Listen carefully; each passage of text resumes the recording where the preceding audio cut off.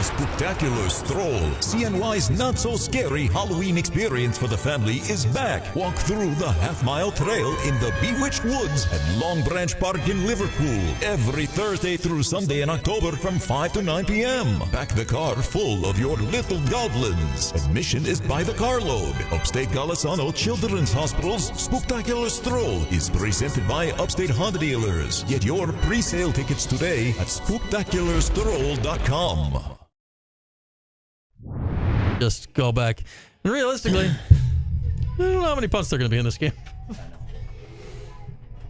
Hopefully not many Syracuse punts. The biggest thing for Syracuse on special teams is no catastrophic mistakes. Yeah. The Spooktacular Stroll, CNY's not-so-scary Halloween experience for the family, is back. Walk through the half-mile trail in the Bewitched Woods at Long Branch Park in Liverpool every Thursday through Sunday in October from 5 to 9 p.m. Pack the car full of your little goblins. Admission is by the carload. Upstate Golisano Children's Hospital's Spooktacular Stroll is presented by Upstate Honda Dealers. Get your pre-sale tickets today at spooktacularstroll.com. Oswego. We are live. This is TK 99 and TK 105, the flagship station of SU football.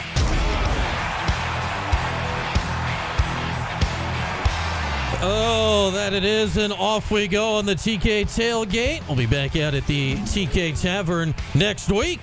Gomez will be out there before the game. Will know the time of eventually between Syracuse and Virginia Tech in a week's time. But we got Syracuse and Pittsburgh tonight. Brian Higgins, Mike McAllister. Oh yeah, we're on every station you can think of right now. It is the TK Tailgate, so of course we're on TK 99. Full coverage of the game of Pittsburgh to follow in an hour.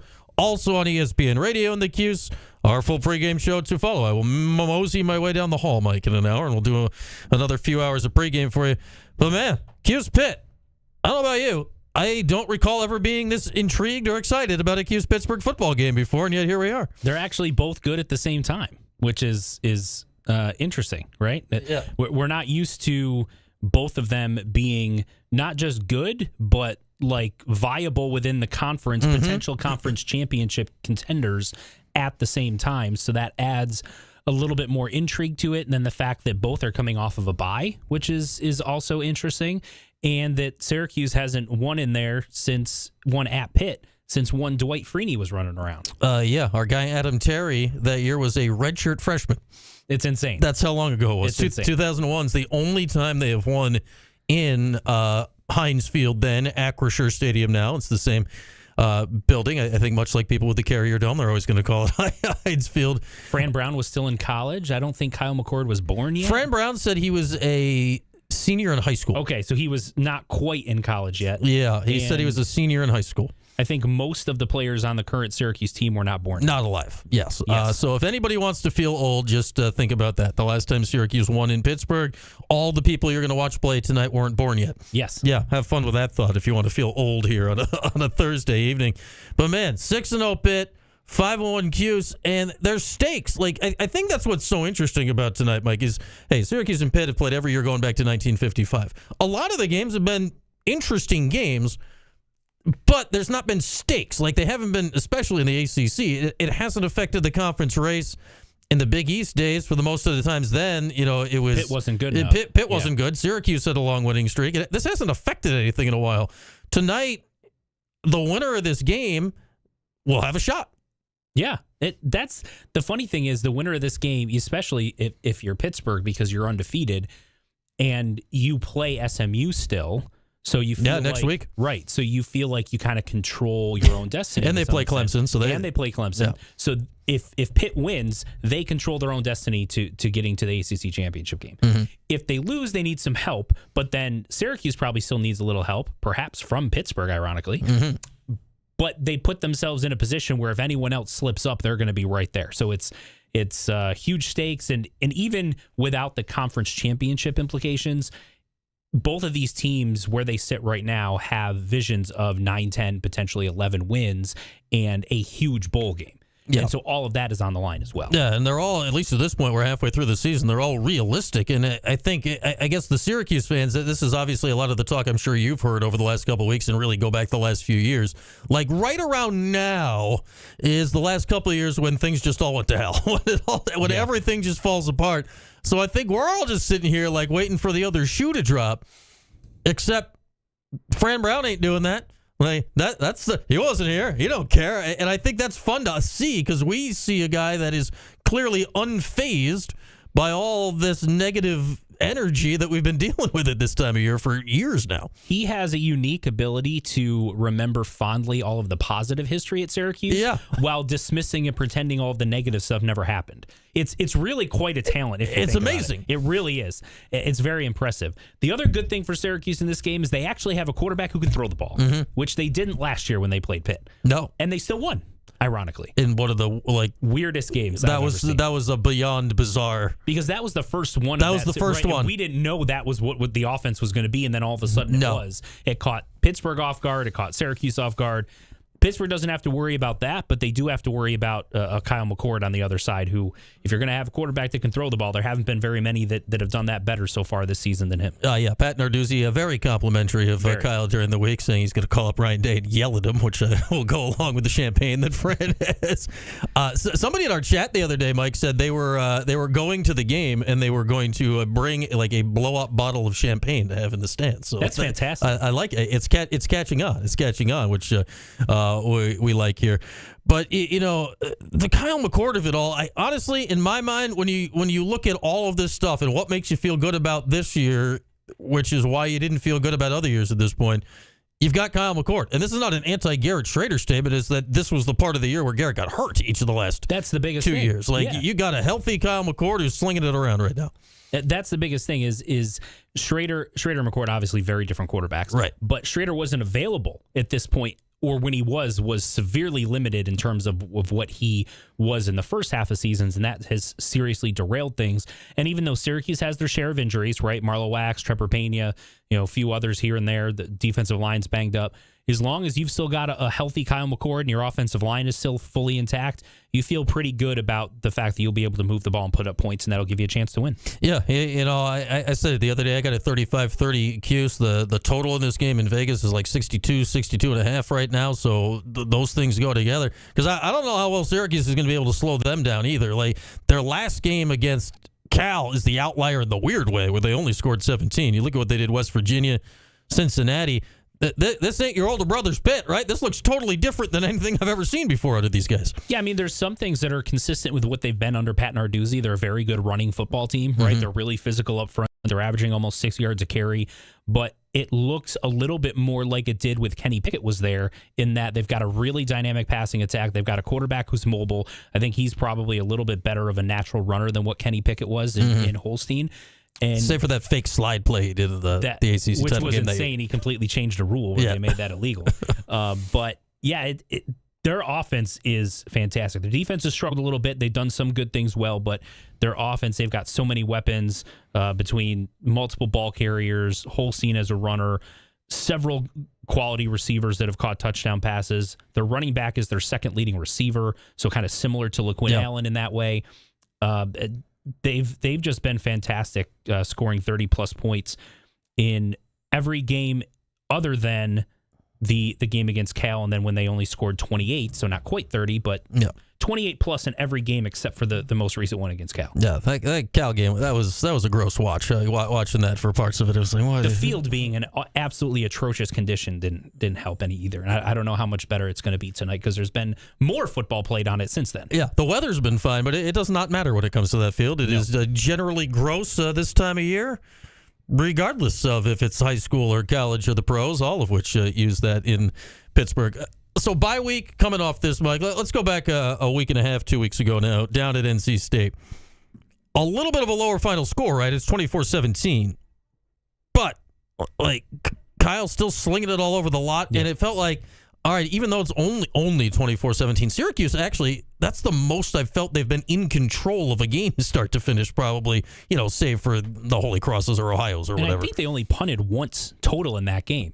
Yes, just once, and once that they shouldn't have because it was just a clock malfeasance at the end of the first half. But correct. No actual the drive stalled. We're punting now. Right. That's the biggest thing is they moved the ball. They had maybe some questionable decisions to go for it on fourth down, but maybe that was also partially because they don't trust their field goal unit at the moment. Right. They had a missed field goal as well, so they left a lot of points on the board. You see 24 points and think. They've been much better offensively in other games. They put up a lot more points, but there's some context around that. And then I think that win looks even more impressive by the fact that the week after that, NC State goes on the road across the country and beats Cal. Mm-hmm. And regardless of what anyone thinks of Cal, they've played everyone pretty tough. They've won on the road against an SEC team. They just can't make a game-winning field goal. They can't make a game-winning field goal. That is true. But that's an impressive win from an NC State team. I thought that a lot of people were looking at them and thinking maybe they were kind of quitting on the season, and then they go out there and win a tough game on the road. I think that makes Syracuse's win down there look even more impressive. Yeah, I agree. And it's one where that's another place. We talk about not being able to win at Pittsburgh. The Orange had only won once in Raleigh before. So a lot of this stuff going on here. And again, you say this, and it goes back to Fran here a little bit. He seems unfazed by it all. We're all like, whoa, look at that. We haven't seen that. 1998, 96, going back and back and back. And he's like, and are we ranked number one yet? Like, what else do you got? He's like I said, his ability to dismiss the negative history and just focus on, while also bringing up, the past positive history is unbelievable. Because if you talked about, hey, the last time that you won at Pitt was when Dwight Freeney was here, he would just go on and on about how great of a player that Dwight Freeney was and how good that is to have him among your alumni. He wouldn't focus on the fact that Syracuse hasn't done all that much as a program since Dwight Freeney left.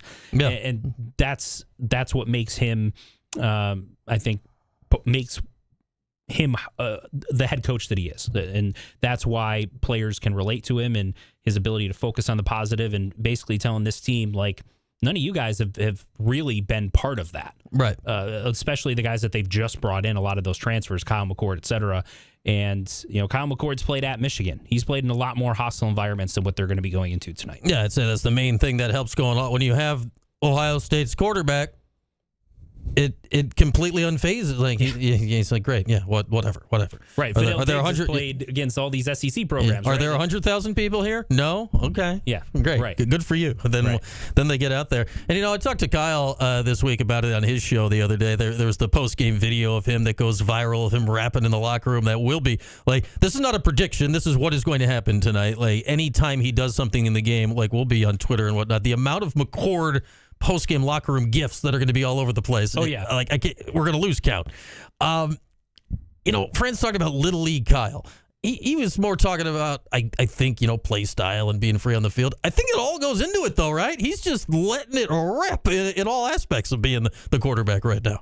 I think instead of trying to be what Ohio State wanted their quarterback to be within their program, Kyle McCord is just being Kyle McCord. Mm-hmm. And that, like you said, is not just the way he's playing on the field and being able to be a little bit more backyard football at times in terms of running the ball and broken plays and things like that, but also in terms of letting loose and just being himself with his teammates and everyone else in the locker room. I think all of that plays a part in it. And him as a leader, his teammates can see how authentic he's being, and that helps him as he tries to lead Syracuse, especially when they get into tough situations. Yeah, it seems 100% to be helping in all aspects of those things. Guy in the portal, it's your team now, and you got to... Yep. You got to bring these guys together, and it seems he has done that as seamlessly as one can. 350 and 4 touchdowns a game also helps. People will line up behind that. The funny thing is, if he had the exact same numbers that he does now but had an Ohio State uniform on, he'd be in the discussion with the running back from Boise State as which one's the Heisman favorite. Yeah.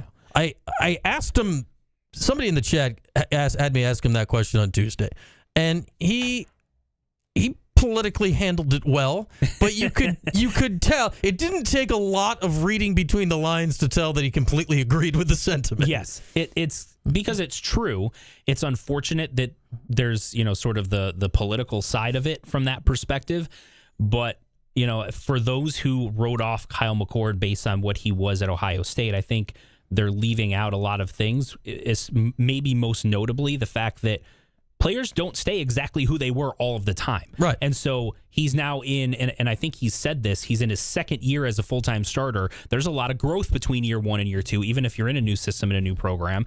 And he still hasn't finished developing as a quarterback. If he believes he's going to have a long career playing professionally, he's going to be a better quarterback 2, 3, 4 years from now than what he is right now. And so that's all part of the growth of a player, of an athlete. And I think his ability to get better and to grow and to learn from areas that he struggled in the past was sort of dismissed by a lot of people that just thought, he just doesn't have whatever it is. Yeah, which bonkers. He has it. Yeah, he absolutely has he's it. got it, and he's got it in spades. And man, it's one of those things where it's like, are you sure you don't got another year? You wanna hang? Petition the NCAA. Yeah, he's like the NFL. They've got a draft in the spring, and I think I'm probably good. So we'll see how it all goes. It's fun to watch while it's happening here in real time. All right, let's get our first break out of the way here. It's the TK Tailgate. We're on TK 99. We're on ESPN Radio and the Cuse Today. We're on Cuse Sports Talk. We're everywhere. We're getting you ready for Cuse and Pitt tonight at 7:30. We're back after this here on TK, ESPN, and Cuse Sports Talk. TK 99. Oh, what is up, Chad? I'm in a different studio. Everyone calm down. Yes, Mike's wearing the same shirt he always wears, so this is not a bad luck shirt. This is his good luck shirt. That is. Mark from NYC called ESPN hoping to get on. I told him to call here. He had a question for you guys about the game. It should be as easy as board. Oh, is that him? Where is? Yeah. No YouTube. Are we not on YouTube? We should be. Is it not on? I don't know. Kevin from Liverpool said no YouTube. I don't know. I don't know. It has. We're trying to still figuring out all the ins and outs. It's on YouTube, Kev. Is it going? Okay. I think so. Oh, yeah. We're in the Hi, TK YouTube. studio, CBW. Yeah, we're here. There's Jordan. There's me. There's Mike. Hey, how long are your guys' breaks? Are they 37 minutes. 1.5, 2.5, 3.5. Okay. Thank you. Left. Looks like. Thought experiment. 3 left. Put McCord on the Giants right now. Is he better 4? than Danny Dimes? Anyone's better than Daniel. I'm sorry, I can't run back and get the onesie. I've been Mark-asked on the phone. Everybody's asking. Look, I'm just going to go out on a limb and say, if we lose because a 27-year-old isn't wearing a Christmas onesie, we got bigger problems, okay? Mm-hmm. I think that's fair. Like, how are we going to punish the 27-year-old is really the problem. Well, Yeah, that's you can't make him wear a Christmas onesie in public on camera. Nope. because Already lost that chance. These camera angles are crazy. Whoa! Oh, hold on, Lukey Lou. You're like this. Hold on. Uh-oh. It's just a break camera angle that I haven't gotten to. YouTube's like glitching. Yeah, we're Running around in your birthday suit. Nobody wants to see that. No, Not that's from any of us. well, legal on the internet, still frowned upon. Oh, not even charging people. Now Jordan's got so for this is the TK 99 studio. Welcome. Yeah, here you can see now you can see from high. Where's the camera? That's Way the camera up there. Yeah, we can see it up there. Right behind that camera is a mannequin. And yes, Gavendo, I'm not wearing orange. I generally don't on game day, so that's not unusual. Thank you, Armosaurus. Yeah, this is the all 22 shot, Lukey Lou. This is so we can really break it down post game. This is how we really. This is how we develop. This is how we dive in. You got to study the tape. You got to get in there. You really got to get in there. Man, looking at that picture of GMAC from his playing days, looks so young. So young. I know. He and I are like the same age. They're like a year apart, I think. Yeah, Jerry was. I was a junior, so I guess I'm 2 years older than him. We got any Cayenne updates, Mike? Spill the dirt. He's coming to Syracuse, right? No. We think so. Do you have any idea when he's going to do, like, what he said before the season, right? When's his... Yeah, so I think the last I heard was looking at, like, the first week of November as a potential decision thing. Yeah. Nothing has been set. I think he's going to do, like, an announcement, like a ESPN television, something like that. Yeah. But even though his top 3 is Syracuse, USC, and Auburn, it's Syracuse or USC. It's one of those two. Yeah. And there is still a strong possibility he visits Syracuse before that decision happens. Yeah. Oh, Mike, just open up the remote TK production computer, or not the or the remote TK studio. You'll be able to see the log. Ah, yeah. Now we're thinking. And TK 105, the flagship station of SU football. All right, rolling along here. We're on every station that exists in the building. I think we're on in Honolulu. Yes. We're crossing the time zone. Well, on QSportsTalk.com, Mike, we could be on in Honolulu. We're worldwide here. We just got to go the K-Rock studios through that wall. We just got to burst through and take it over, and we'll have the whole building on lockdown. But here we are. We're in the TK studio. 5:30 here. We'll get you the Syracuse Sports Network broadcast emanating from Pittsburgh with Tim and Adam and Matt. If you're hanging with us on ESPN and Cuse Sports Talk, I will head down the hall. And, I'll go back to the other studio, and we'll hang out for the next 2 hours. So we got lots coming up. We have a phone call. That's I didn't even know we were doing a call-in show, Mike. That's how loyal our listeners are. Now, let's take a call. Here's the fun of being in a not normal studio. Everything should work the same way, but you just never know with these things. But let's push buttons and see what happens. Wait. This one. Nope. Phone. If we spontaneously combust, it was nice to talk to you. All right. This one says phone. So let's give this a crack. It's our guy Mark down in New York City. What's up, Mark? Hey, Brian. How you doing? Hey, Mike. How you doing? I had 2 comments I wanted to make. My first question on Marlowe Wax, and I'm curious your guys' thoughts. I think I heard Fran mention in an interview that they were even considering redshirting Marlowe this year. So that means he's already played in 1 game. If he's not playing this weekend, there's 5 more games left in the regular season, UConn being one of the games. So presumably he would sit in that game if he actually is going to consider redshirting. So do you play with fire here and potentially consider redshirting Marlowe, giving him another year next year? So that means he would be able to play in essentially 3 of the 4 meaningful ACC games that we have left this year. What are your guys' thoughts on that? And I have one other comment after that. I would play him if it helps you. I would not worry about the redshirting and next year and everything else. If you think that playing Marlowe Wax against Pittsburgh helps you, even if it means throwing him out there for 6 snaps on 3rd down situations, and that gives you a better pass rush in those situations, I'd throw him out there. I'd say my thought on it is Fran can think whatever he wants about it. I would be like, Marlowe's been here a minute. This is his 5th year of college already. My guess is Marlowe is ready to try out the next level, so it'd kind of be moot. And if he's not, if you're not absolutely certain he'd stay for it, then play him. Then play him. Like, you're recruiting guys. You'll get nothing against Marlowe, but you'll get somebody else. So get him out there. You're trying to do big things this year. Why not let him be a part of it? Yeah, no, hear you guys on that point. My only other comment is I made this comment on Orange Nation earlier, but I thought it was really interesting. I saw a tweet today of all the different starting quarterbacks that have started at Pitt since we last won in 2001, and I'm just going to read that list very quickly. Carlos Del Rio Wilson, Rex Culpepper, Eric Dungy, Zach Mahoney, A.J. Long, Ryan Nassib, Greg Paulus, Cam Dantley, Perry Patterson, R.J. Anderson. A very pretty interesting list. Not much professional NFL experience on that list. And you look at some of the Pitt quarterbacks that have played during those games, and some of the names might ring a bell. Nathan Peterman, Kenny Pickett, Tom Savage, Tyler Palko, Ben DiNucci. Those are just some of the quarterbacks that all have NFL experience, and I think they've at least started a couple of NFL games in the past few years, all of those guys. So you just think about the different quarterback caliber that Syracuse has had over the years compared to Pitt. But now we're bringing in our own NFL caliber quarterback in Kyle McCord this weekend, or tonight rather.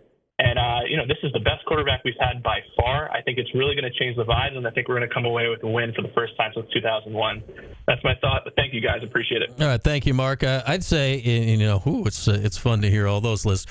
I would say the only guy on any of those lists, Mike, that I would say would be a better potentially pro guy from what he did in college than Kyle would be Pickett. Nate Peterman does he still getting an NFL paycheck? Because my goodness, he might still be getting a paycheck. I don't know that he's on an actual roster. He should not see the field because when he does, interceptions get thrown. But yes, they do. Yeah. And Syracuse should have won that game when they had Dungy. that 10-win season. They Man, they were up 14-0 in like 4 seconds. Yes. Like it was coming off that. Like for those, this was 2018. The Clemson game was the week before, the one that got away down there. Chase Bryce to T. Higgins to extend it on 4th and 17. The illegal man downfield call on Syracuse had to lead the whole game. We all know that. That was the next week.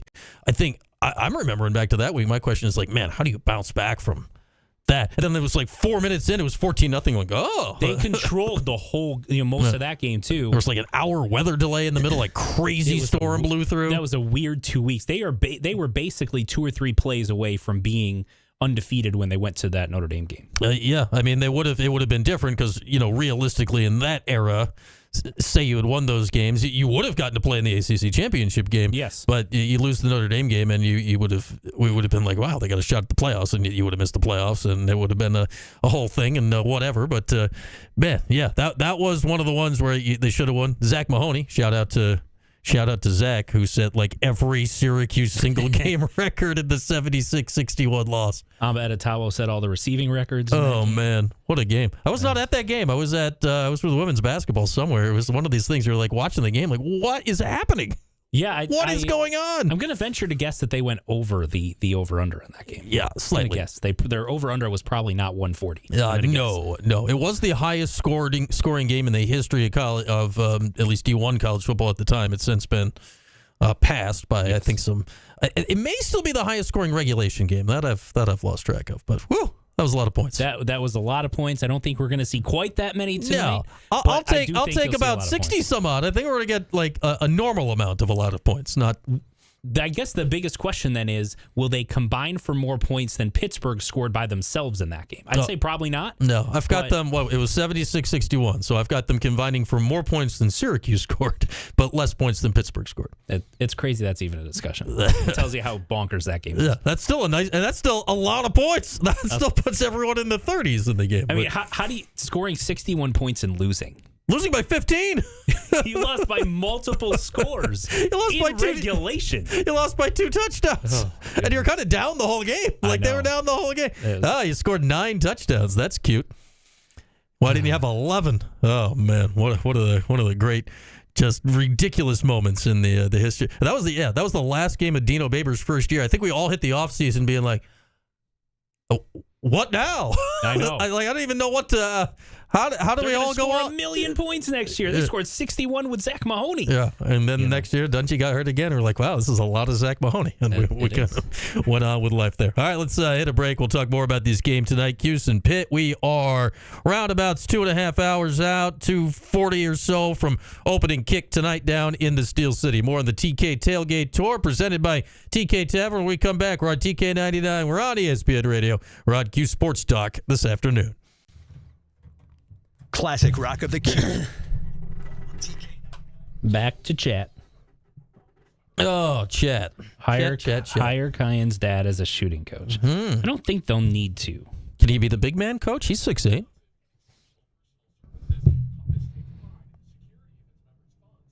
That said, I think 0 people would care if you hired Carmelo Anthony and put him on staff. I don't think anyone would be what's his job? That. Don't care. I know. Right. I'm intrigued by this. All right, so make him Otto. Yeah. Carmelo can be Otto. They need a bigger costume. They would need a bigger costume. That's true. I'm going to be the Jets' next head coach, Devin. All right. Didn't I'll take Syracuse the salary. Play Pitt in basketball that day of the 76-61 game? I don't know. They could have, I guess, but that seems a little early. I doubt it. But I guess it's theoretically possible. I think there might have been a basketball game that day.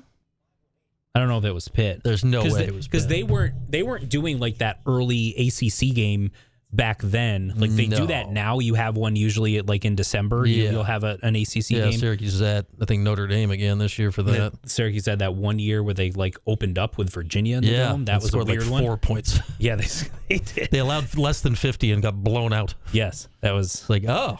That was one of the least exciting games to watch, right up there with that Syracuse-Georgetown last time in the Dome as Big East. Oh, yeah. Thank God Syracuse scored 32 points, I think, in conference tournament game happened. Yeah. All right, who did Syracuse have been playing that day? That would have been 34 for the game against Virginia. I actually went and covered that game. This have been. I scored about as many points as Syracuse did. From this have been Syracuse. Am I looking at the right year? would have been 2016, 2017, right? So, yeah. They played South Carolina at the Barclays Center that Saturday, November 26th that year and lost. That was the same day. It must have been the same day, right? Yeah, it was November 26th when Syracuse lost 76-61.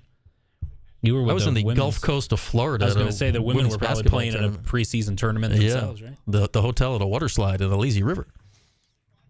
I mean, I was locked in on all of the football game. Yeah. How could you not be? Yeah. I mean, the hotel at a water slide in the Lazy River. I forget what. I know I was watching the game. I forget what exactly was going on. It's still odd to me when I turn on, like if I'm going to drive around or whatever and the SU women are playing and I turn it on and I don't hear your voice. That or if I ever turn on lacrosse and your voice is not there. That's still weird to me.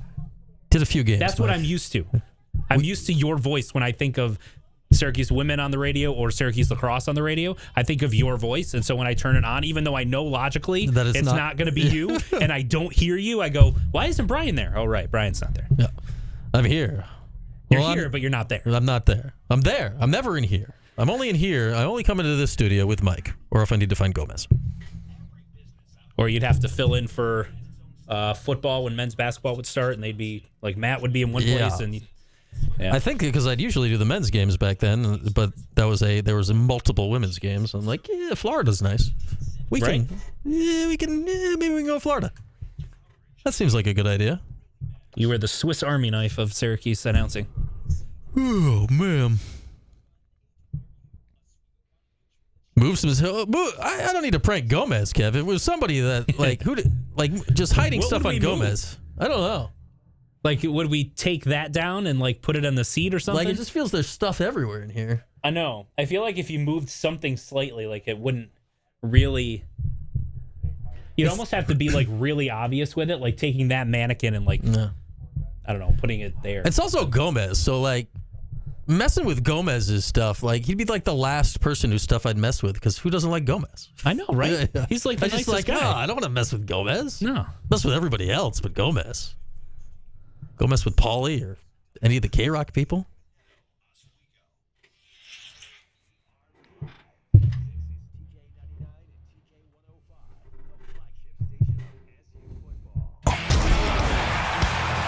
That it is. The TK Tailgate continues.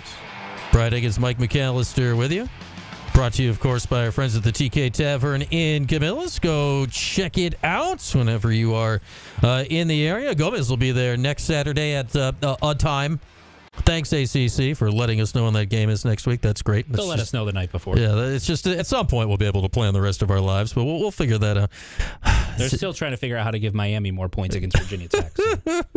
Oh, I know that if Syracuse somehow loses the Miami game on a controversial call late, Mike is going to lose his ever-loving mind. I am going to lose He may actually explode. I will tell any of my friends out there that are listening that have my number and need to call and check on my well-being, you will probably have to do that right afterwards. And assuming that is a night game, then I will apologize to my wife and child for waking them up. Yeah, well, that's nice of you too. At least you're going to apologize. I've gotten pretty good at the whisper cheer from watching Monday night games when the Eagles score and everyone else is in bed and whatever else. But a bad call like that in that type of situation, that one might require some more vocals. All right, so we got Syracuse and Pitt here tonight, and this is one of these things. I look at this game and sounds like no Trevor Pena, barring some dramatic change in the last couple days. Well, what's your biggest fear here, if you have one? If a guy like Trevor, I think we're all going along the assumption that Marla Wax is not playing too. I suppose there's maybe something changed in the last couple days, but we know what the deal is without Marla. What's the worry without Trevor? I'll give you one on offense and defense. I think special teams itself is always a fear at this point, right? Going in every game, you're worried about some catastrophic mistake that's going to cost them a game. But going to offensively, my concern is going back to what it looked like against Stanford, that they really struggled to control Stanford's defensive line. They pressured Kyle McCord, and Syracuse's offense really failed to get into rhythm all game. Pitt is really good at rushing the passer. I think they're averaging 2 to 3 sacks a game, something like that. And so Syracuse's offensive line is going to have to play well to give Kyle McCord time. I think if they do that, they'll do what they've done every other game, and they'll put up points, they'll move the ball, etc. But that's my concern from an offensive standpoint. Defensively, Syracuse's biggest weakness has been stopping the run. Mm-hmm. And Pittsburgh is really good at running the football. As I mentioned earlier, they're almost 6 yards a carry. They've rushed for over 1,000 yards as a team, 11 touchdowns in 6 games. They've got some really good runners. Reed and Holstein are the top 2 guys, but that's my biggest concern is that they're going to keep Syracuse's offense off the field by being able to run the ball consistently, and Syracuse is going to struggle stopping them. And then when Syracuse does have the ball, they're going to struggle to contain Pitt's pass rush, and that's going to throw off the offensive rhythm. Yeah, I'd say the pass rush and it would be my main concern because you don't want to throw McCourt off. I just find it interesting. All right, let's say Darryl Gill's the one that's getting the majority of the slot snaps tonight. If it's not Trevor Pena, I think what we've seen so far is like Zede Haynes out. Here's more Jackson Meeks and this whatever. Here's Umari Hatcher. Kyle McCourt does not care. Are you open? Right. Is the defense dictating that I throw the ball your way? Here, catch it. And they've still got that Aronde Gatson guy out Yeah, there. he's pretty good. Right. And Dan Villari had even though it was a little bit of a different role last year, but had a really good game against Pittsburgh last year. So I'm not worried about the skill position players, even if Pena's not there. Obviously, you'd rather be at full strength. You'd rather have Pena and Haynes and have all of those weapons. But I feel like with the guys that they still have with Meeks, Gadsden, Allen, Hatcher, being able to throw out the Darryl Gill, as you mentioned, even Justice Ross Simmons, I'm not as concerned about the skill position. I'm worried about Kyle McCord having enough time to be able to get the ball to those guys. Mark in New York City, who called us earlier, he called my show the other day, and freaked me out with this thought. So I need all of us to be freaked out together because special teams has been what's the nice way to say it? Issue riddled throughout the season. Trevor Pena is the punt returner. I'm worried now. I'm worried about the catching of the punts now, Mike. I don't care about the return. I'm just worried about we've seen every possible thing on earth go wrong on special teams this year. I've not once ever considered we should worry about catching the punt right now. Tonight, now the first time Pitt will force or Syracuse will force like a 3 and out in the opening possession. I'll be like, they got to catch a punt now. This is terrifying. Yes. Now here's the positive. You have LaQuint Allen, who has caught punts before, and I think you feel pretty comfortable and pretty confident in his ability to at least just catch the ball. Yes. So if that's which is all I care about. Right. If just that's catch the concern, ball, then say, you know what, LaQuint, just go back there, fair catch every one of them, or if the ball's way over your head, let it go. Yeah. And we'll make it a non-event, right? Even if we're not posing a threat to have any kind of return. I'm good with that. The other thing that makes it a little more scary is the guy who is second on the depth chart is Davian Kerr, who's a true freshman. He was playing high school football this time last year. And he's the guy, we saw him have a big return against Holy Cross. Yeah, that was nice. That's a little bit different than playing on the road against Pittsburgh in a big game. So that's not to say he couldn't handle it. Maybe he'll come out and return 2 for touchdowns, and we'll be like, okay, well, there's your future punt returner for the next 4 years. Maybe that'll happen.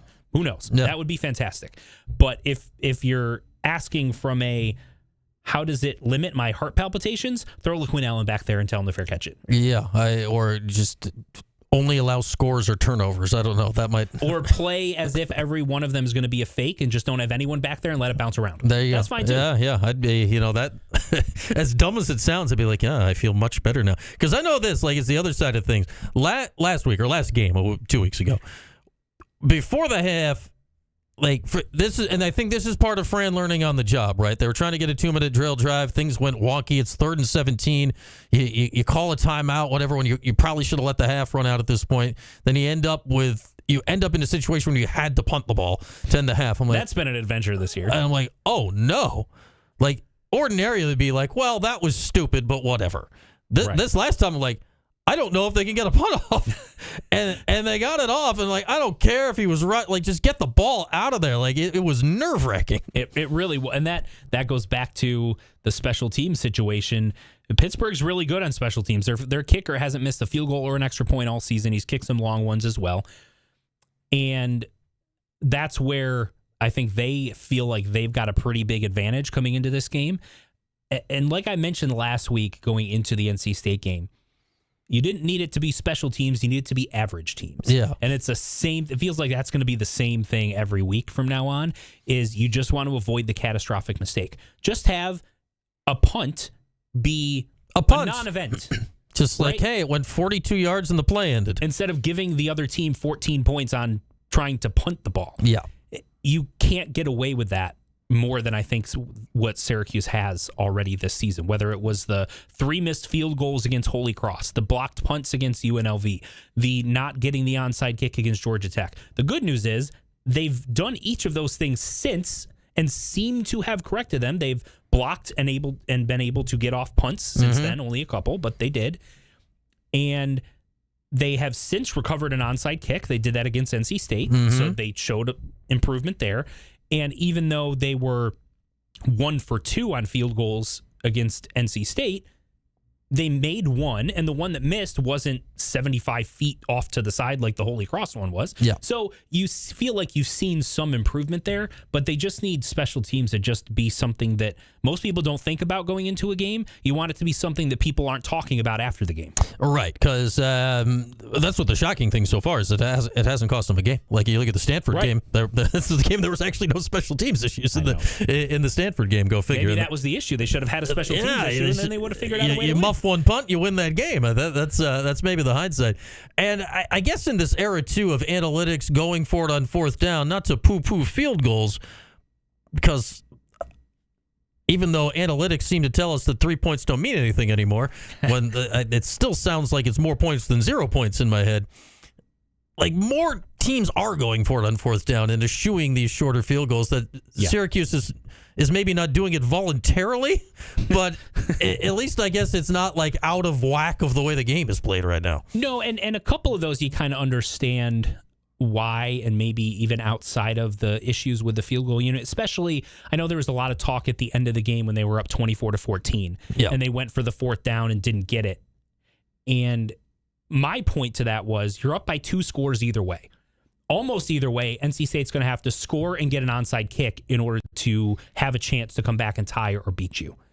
So you still feel like you're in firm control. If you get a first down, the game's basically over at that point, or if you get a touchdown. Whereas if you kick a field goal, you're still in the exact same situation. So you understand what Fran Brown was thinking there.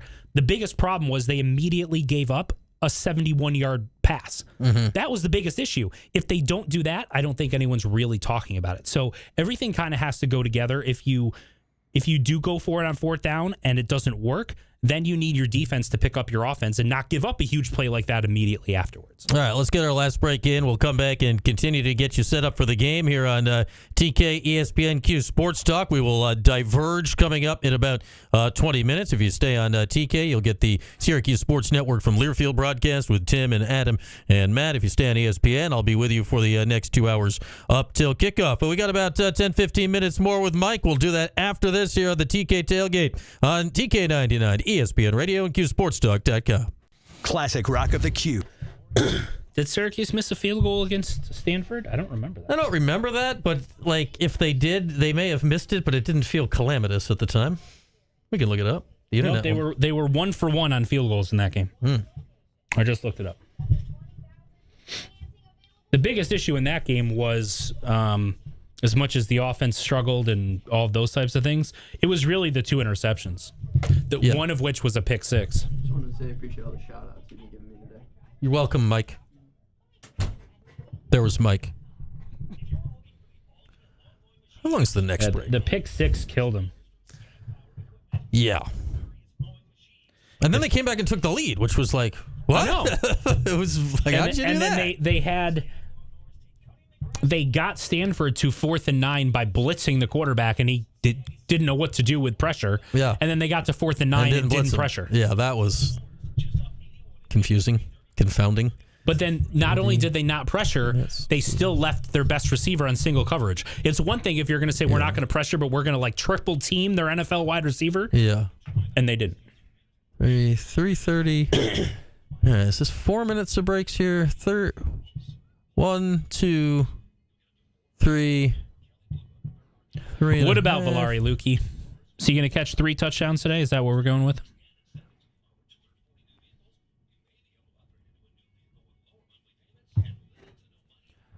There's 1, 2, 2.5, 3.5, 4, 4:30. All right, so we need 55:20.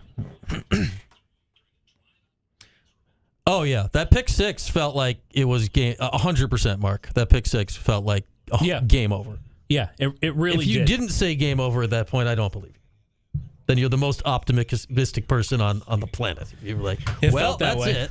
It felt that way. And then they're like, oh, they have the lead. That one I don't think was Kyle's fault either. That interception. Was that the Valari one? Yeah. Yeah. No. The one later in the game. It wasn't a great decision, and he underthrew it, so it's kind of he himself compounded called that mistakes. one a dumb yes. throw. So. But the one with Valari was supposed to go up and out immediately, and when he got to the top, instead of immediately breaking out, he stood and shook like 3 times and then turned around. Yeah.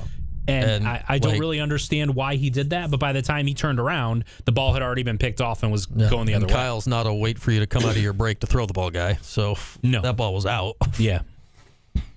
Yeah, he was throwing, that was an anticipatory throw, and I don't know if it was the lack of communication, if Valari didn't know the ball was coming his way, or what, he didn't read it the same way that Kyle did, or I don't know what the exact breakdown was. I don't know. Kyle was very nice to not throw Dan under the bus. Yes. Yeah, but that's also what a good leader does. Yeah. Yeah. Aaron Rodgers would have told us exactly what Dan Valari did incorrect. Of course he would. Absolutely. Yeah. And then he went and meditated in his dark cave for a week. Yeah. You know. That's always helpful. Okay. I'm sure Valari appreciated the fact that Kyle didn't do that. 100%. Yeah. But the rest of us did. That was right after, I think Syracuse had just picked off Stanford too. And that sounds right. I believe they had started to get momentum at that point, had scored a touchdown the previous possession, and it felt like they were about to take control of that game. Yeah. And then the pick six happened and you went, oh my God. Yeah. They're actually going to lose to this team. Jordan wishes he had a dark cave to meditate in. Okay, then. All right. Can we get like a cheaper one, though, than however much it costs to go to the darkness? Wherever that is. Yeah, there we go. Yeah, that one actually didn't end up flagship station of SU football. All right, that it is as we roll along here on this, as I ram into the camera that's pointed at Mike. That does great things for the Cuse Sports Talk side of things. But we're getting ready for Syracuse and Pitt tonight. I think it's a highly anticipated game here for kind of all involved here tonight. I just can't. I'm to the point of watching Kyle McCord now here, Mike, where I cannot conceive of a reason that he's not going to throw for 350 yards tonight. Which is crazy because that's a lot of yards. It is a lot of yards, and it's funny. I remember being asked. I think our colleague Stephen Fonte asked me before the season started if I thought Kyle McCord had a chance to break Syracuse's single season passing mark. And at the time I said, I think they're going to run the ball quite a bit with LaQuinn Allen. And France talked about running the ball. I said, I just think they're going to be so balanced offensively. I don't know he's going to have the reps to be able to get there. And he's made me look terrible with that prediction ever since. And so now it comes to the point where if you go into a game and you say over under 350 yards for Kyle McCord, it's like, yeah, he's going to be right around there, maybe slightly over, slightly under. But if it's that's the baseline, not 300, that's your floor, not 250, 350 yards, right? It's insane. And if not for Cam Ward having the ridiculous year that he is for Miami, you could very well make the case that Kyle McCord is having the best season for any quarterback in the country. He's right there in that discussion. I think he's slightly behind him. There's a couple other guys that are going to be in that discussion as well. But if Cam Ward is having a little bit worse of a year, I think most people are talking about Kyle McCord as the best quarterback in the ACC. And just a little bit worse because I think they're both, at last check, both Cam and Kyle are on pace for the ACC single season yardage and single season touchdown records. They're 1 and 2, or they're both in the top 3 in passing yards per game. Yeah, and they're only separated by 8 yards per game. It's not like Kyle McCord is at 290 and Cam Ward is at 370 or something. Right. They're it's 362 and 354 or something like that. It's real close, and it tells you how good both have been, but also tells you, Syracuse has not had a quarterback that's been at this pace nationally. Ever. I think ever. Not in passing. Never. Right. Like you've had a guy, when McNabb was here, you had is he the best running quarterback in the country? That was a thing. Yeah. But never is he the best passing quarterback in the country? He's certainly right there in that discussion. Yeah, and as good as like Ryan Nassib's senior season was, and he's the guy that has these records, it wasn't like otherworldly when you go to like the passing world of that college football has become. It's simply amazing. And the thing that I've noticed here, Mike, the last 2 games specifically, I think I've really honed in on it when you look at the UNLV game and the NC State game. I don't know if I've ever seen a team do what Syracuse has done the last 2 games, which is dominate time of possession while being a pass-first football team. That's the fun thing. Now, I did just double-check the stats, and it's a 2-yard difference per game. It's not even the 8 that I mentioned. Cam Ward is at 362. Yeah. Kyle's just played one fewer game right now. Right, he has. But to your point, the thing to remember is a lot of those short passes, the quick outside passes, the swing passes, those types of things, they're basically run plays. Right. So it skews the run-pass ratio and all of those things, but they are time of possession, ball control type of plays. And they set you up in 2nd and 6, 2nd and 4, sort of keep you on rhythm so you're not frequently in 3rd and 15s. Mm-hmm. The good thing about having a guy like Kyle McCord is even when those things don't work and you get into the 3rd and 10s and 3rd and 12s, he's still converting on those at a very high rate. I think Syracuse was 2nd in the country in 3rd down offense as far as conversion percentage goes. Yeah, 2nd behind Miami. So that goes, again, to the same thing with Cam Ward. Right. So that tells you how good they've been, how good Kyle McCord has been. And you can kind of see when you're watching the game, like if you just look at that from an outside and you're not watching the games as far as ball control with as much as you're passing, it looks weird. When you're watching the game, you understand it because this isn't the Dino Babers tempo where you're throwing it and your speed 150. A lot of times they're hiking the ball with 2-3 on the play clock. Right. They complete the pass. They'll throw a short pass or throw a slant to get a first down on a 3rd and 7. And then, they're kind of walking up and talking, and they'll huddle, and Kyle's looking over at the coaches, and like you said, they're then snapping the ball with under 5 seconds left on the play clock most plays, and that helps you with the ball control, which also keeps your defense fresh, so that when you get into a game like UNLV, even when UNLV is scoring, they got into overtime, and the Syracuse defense was not gassed. No. I felt like the UNLV was cooked. defense was. Absolutely cooked by that point of the game as we're getting ready for Syracuse in Pittsburgh tonight. What do you think decides this game, Mike? Because, man, it's, again, I look at this, and this is in this stretch here. I include last week, I include the week before, I include next week, and the week after that, and probably the week after that. Get a coin. Like, it feels like let's just go mid-4th quarter and tie it up, or one-possession game. What do you think it comes down to here? Yeah, I mean, I understand that Pitt has come back twice from double-digit deficits in the 4th quarter so far this season. Great comebacks against Cincinnati and West Virginia. Yeah, wild. Fantastic. And it tells you the resilience of that team and that their ability to make plays in key situations. Here's the difference, though. When you get into those situations where the game is close throughout, Syracuse's quarterback is a senior who's been in those quite a bit and been in the huge situations. Even though Pitt is ranked, this is really their first big game. Yeah, I get West Virginia's the backyard brawl and all that, but nationally they've all been off the radar. They really have, and the only reason that they got attention is because of the kind of wild comebacks that Pitt has the had. attention was more after the fact than in advance. So this feels like a game where that experience and that veteran leadership, so to speak, matters.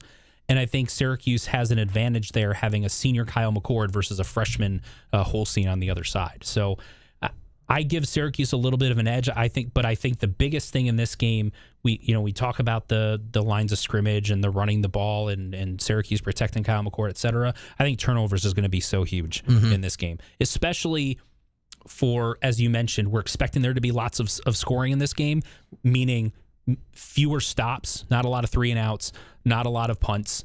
And so if you can stop the other team by getting turnovers, especially red zone turnovers, that can completely change a game.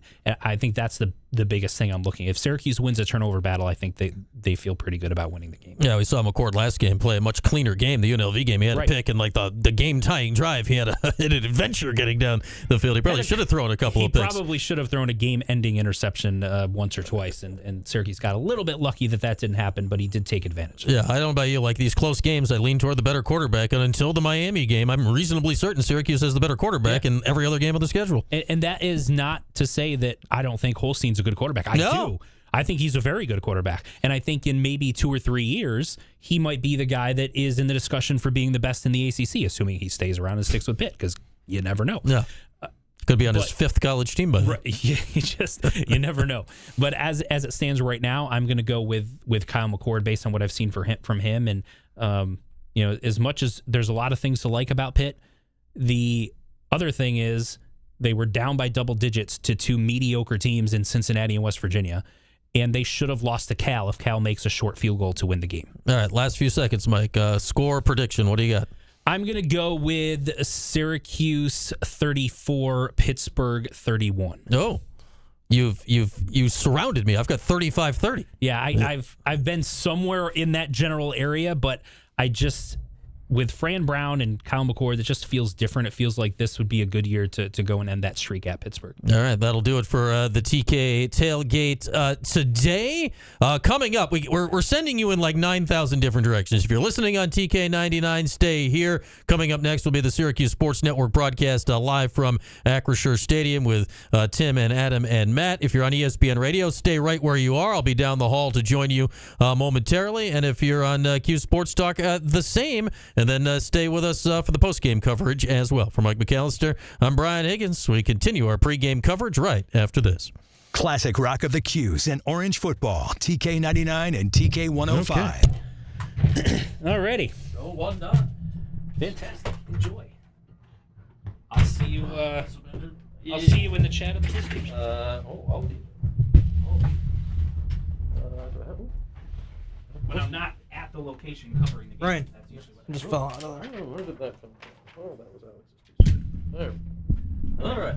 Enjoy. Good luck. On CuseSportsTalk.com, ESPN 97.7 and 100.1. A name like Ferrone & Son has been here in the community since 1911. They've always served our friends and neighbors in a time of need. A funeral allows loved ones to move into the first step of the healing process. Ferrone & Son offers the services for your family in that time of need. Today, the 5th generation is helping care for Central New York families at Ferrone & Son Funeral Home. It's an honor to be there when a family needs us. As a member of a long-standing multi-generational business like Ferrone & Son Funeral Home, we stand behind our standard of care for you and your family during the entire process. You're right, Mom. Our model of excellence has always been to treat you like a member of our own family. So if you're in need, visit a Ferrone & Son Funeral Home near you. 1500 Park Street in Syracuse, 4899 West Taft Road in Liverpool, and always available at FerroneandSonInc.com.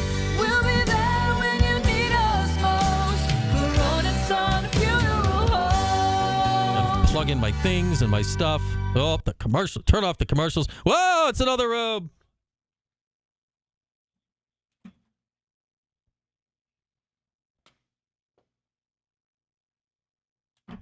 Yeah, the beaming?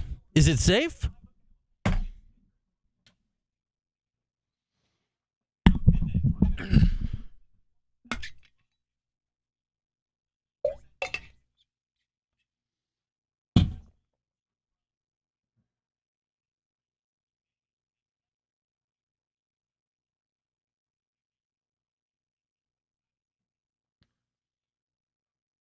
Sorry, YouTube chat. I've been ignoring you a bit. We got you cooking too. Don't worry. We got you.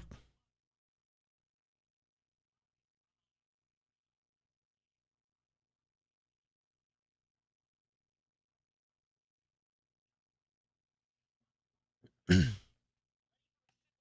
Kelsey's got us here, but do they have chips? Val McCord chips.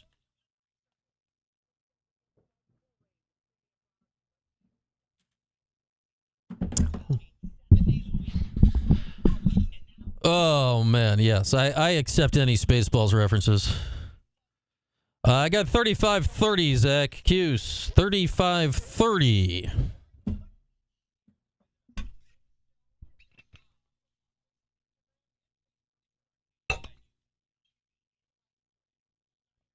Loogie Lou's got Kyle McCord chips. Well, you're in better shape than us. We still have this bag back here, but it's going to be hard not to eat it. It's for display purposes. We kind of ate the other bag. I think you just said who. It says Mike right there. Yeah, where if people like we got ours straight from the source. Kyle just brought us. He's like, here's chips. Where are people buying? You're buying Wegmans? Yeah. Where have people purchased the chips? Yes, I also ate some chips. Mike, who ate the chips. We all ate the chips. The chips are great. They're fantastic chips.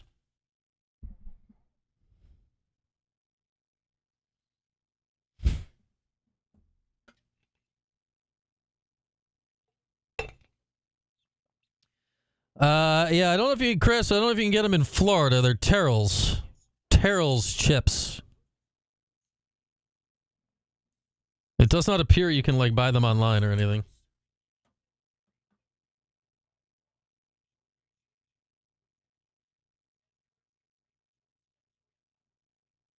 The Tops, yeah, I think you can buy them wherever chips are sold locally in the greater central New York area. I don't know if that's true. Yeah, well, there you go, Chris. Buy some chips and bring them home.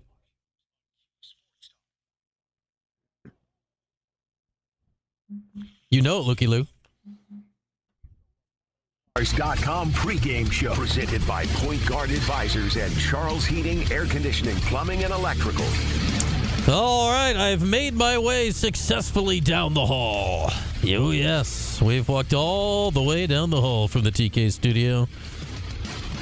Buckled up, locked in, ready for 2 more hours of pregame conversation here. We're hanging out, ESPN Radio here in the Cuse. We got you on the Cuse Sports Talk. We got you on the Twitch. We got you on the YouTube. We got you all over. We are 2 hours out from Syracuse and Pittsburgh in a game that legit feels like we got a little big game buzz, at least locally. I don't know. I don't really know. I doubt the game. I get it's national game, ESPN tonight. Like anyone that wants to watch college football tonight, this will be the game you're watching. The NFL's on tonight, too, with the Vikings and the Rams on the old Amazon Prime. So, has this game really caught the fancy nationally? I don't know. But here in Syracuse, it really feels like it does. And, we'll bring on our guest from Pittsburgh, Chris Carter, later. Talked to him earlier this week. And it feels like it has caught the interest in Pittsburgh as well. It's a 6-0 team. It's a 5-1 team. It's teams that have played. I mean, they've played every freaking year going back to 1955. This will be the 80th meeting all time. This is the team that Syracuse has played the most ever. And in my lifetime, of games that matter, have there been reasons to anticipate other games Syracuse is playing Dan Marino or they're playing Tony Dorsett or, whatever. We saw Larry Fitzgerald, saw, Aaron Donald here in the Dome. We've seen Shady McCoy. We've seen some stuff, man, over the years. There've been good stuff. But as far as games, importance, league standings, things like that, this one matters a little bit here tonight. So looking forward to taking it in as the Orange arrive off the bye week. No game this past weekend, playing tonight, and then we're going to line it up. Hard to believe it's going to be November the next time Syracuse are home next Saturday. Then it'll be 5 November Saturdays, bing, bang, boom, to close out the season. I guess bing, bang, boom, and then toss on 2 more to get to 5. But yeah, no more buys. We're lining it up. You get a little weekend off after this game, and then you're in it till the stretch run. And tonight is going to go a long way toward setting up that stretch run, because you win tonight, you're 6-1, and you have officially entered the chat in the league title race conversation. You are in the mix. You have declared your intentions. If you lose tonight, yeah, your chances of going to Charlotte for the ACC title game are probably done. It would take a miracle to do that. But your chance of a really, really good season doesn't go anywhere with a loss tonight. So this is not one of those type games. But this is a type of game where if you win tonight, and same goes for Pitt. I get Pitt's undefeated in the league, but if they lose tonight, tonight's the start of they got a really tough end of the schedule. They're going Cuse, SMU, Clemson, 3 in a row here. Like, there are 5 teams probably left. And sorry, Duke, for not including you in this pile, because you have 1 loss in the league as well. But I got Cuse, Pittsburgh, Clemson, Miami, and SMU in the bucket of teams that, if it breaks right, could see themselves in Charlotte playing for the league title. SMU has a very friendly schedule coming up. Clemson and Miami have looked to be the 2 best teams so far. But the winner tonight is going to earn a seat at that table here going forward, which I find so interesting. We got lots coming up here over the course of our time together here for over the next 2 hours to get you ready for the game. We'll be joined live by Don McPherson in about 10 minutes. We normally have Donnie in the 315 on Thursdays. We pushed him back a little bit later, and we'll get him in the pregame here tonight. We'll listen into my conversation with Chris Carter of the Pittsburgh Post-Gazette from earlier this week, my conversation with Kyle McCord, and the visit that one Fran Brown had with Orange Nation early this week, and we work in a bunch of other stuff around that as we head toward a 7:30 kickoff. Today at the confluence of the 3 rivers down in Pennsylvania, a game, of course, you can hear on TK99 and watch it on ESPN tonight. And, if you're watching the game on ESPN tonight, and go figure, this was the crew that did Syracuse's bowl game last year. So they were there sort of-ish game 1 of the Fran Brown era, though let's not tack that one on Fran. But this is the television crew in which Dan Mullen, remember that name, everyone? One Dan Mullen is doing the color commentary tonight, along with Matt Berry of ESPN, not the fantasy football one, the other Matt Berry of ESPN. But I'll be very intrigued to hear Dan Mullen's thoughts on, we heard it in that bowl game, and, Fran had just been hired and not much had happened yet, and we'd had a couple of those crazy recruiting weekends, but that was about it. I'll be very intrigued to hear from the guy that many of us, I think at the time, were like, yeah, let's go get this guy. And then it ends up being, who's Fran Brown? And then we know where everything's gone since then, and I think everybody involved is reasonably happy with how the decision-making process worked itself out with all that. So I'll be intrigued to hear Dan's thoughts of a guy that, who knows what really happened there, but I imagine he had to spend more than 0 minutes pondering the idea of being Syracuse's next football head coach. And now he gets to see what somebody else has done with the job. Who could have a more intriguing perspective on it than him? So I'll be intrigued to see how he sprinkles anything tangentially related to that into the conversation throughout the day tonight. So we'll be interesting. We'll be interesting to see all that. Let's look back at the last game though. Cuse 24, NC State 17. Final score, 1-score game. But out of all these 1-score games that Syracuse has played of late, this is the one that didn't feel like that. Syracuse was up 17 in the 4th quarter. Yeah, NC State made a move to get back into it. Syracuse never really threatened down the stretch, and it was not a perfect game. And that's what's so interesting here. Syracuse went on the road last time out to a place that they had won just once ever before. An all-time series that had not been kind to Syracuse over the years for the most part. And I get NC State has struggles. Grayson McCall, their quarterback, is out. Unfortunately, the news came out earlier today due to the concussion suffered in that game and others prior to that over the course of his career. Grayson has made the difficult decision to officially retire from college football and hang it up. So his career is over due to concussions. In the same week, we all expect Tua Tagovailoa to get back out there for the Dolphins. But Syracuse went down to a place that had been a house of horrors and didn't actually play great. They were kind of sloppy, and yet they controlled the game. Went to 5-1 at a place that had been a really, really tricky place to play for Syracuse over the last decade plus, ever since they joined the ACC. Which leads me along this train of thought. Syracuse is 5-1. There has been mucho excitement around the program this year, right? Fran Brown, Kyle McCord, everyone's having a good time. Yet, the performances, if you said all that and really eyeball the performances, there's been a kind of a ragged element to it all. that it feels like, as we look at now the last 6 weeks of this season, there is an intriguing amount of room for growth in stuff that is like very reasonable to fix during the year. It is reasonable to get a punt off, right? Like, that's a reasonable fix during the year. Fran Brown, first-time head coach. It is reasonable to gain better sense of clock management, late half strategy, this, that, and whatever as the season goes on the first time you're doing it. Like an offensive line that had not played together essentially before this year, growing. It's reasonable for that to gain more chemistry and improve as the year goes along. And I think that is what is so interesting about this team. They're 5-1, and I'm not saying they've won like accidentally. No, but they've won without playing like just buttoned up A-plus football. There's room. There's a ceiling. There's room here that they can still access here, but in reasonable ways. It's not like, well, if Kyle McCord starts throwing for 500 yards a game, or if LaQuinn Allen starts running for $150 a game. No, it's, can they improve by 2% here, 3% there, 2% here, 3% there?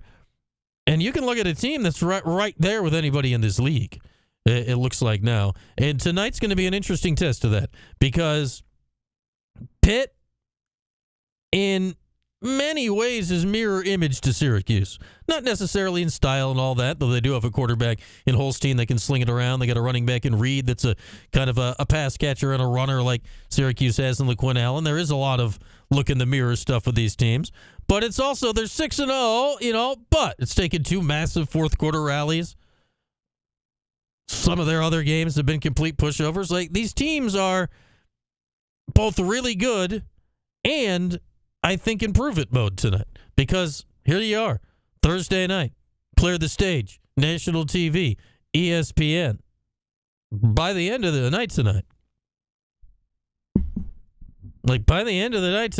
one of them is going to leave Pittsburgh tonight, or stay in Pittsburgh tonight. Like, Pittsburgh doesn't need to leave the town. One of them is going to leave the stadium formerly known as Heinz Field tonight, the big ketchup bottle, and be like, yeah, we are contenders in the ACC.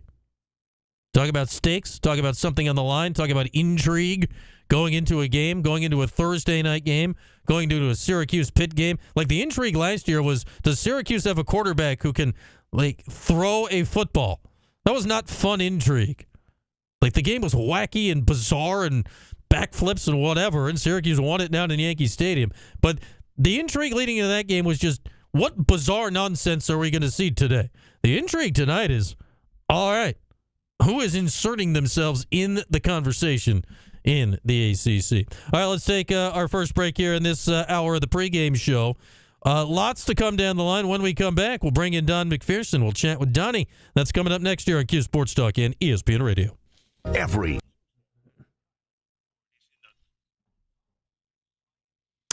Yeah, San Diego Cuse, you were mixing it up with Dan Mullen. I remember that.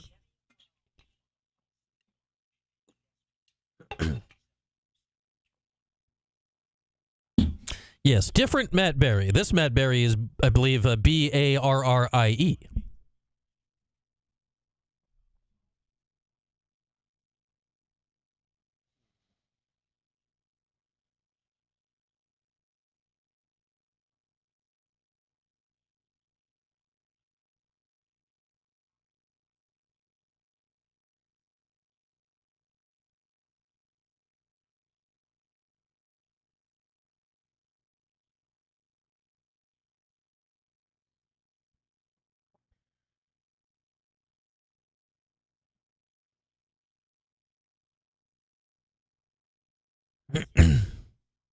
Oh, yeah, Jen, we're going to get all the ads today.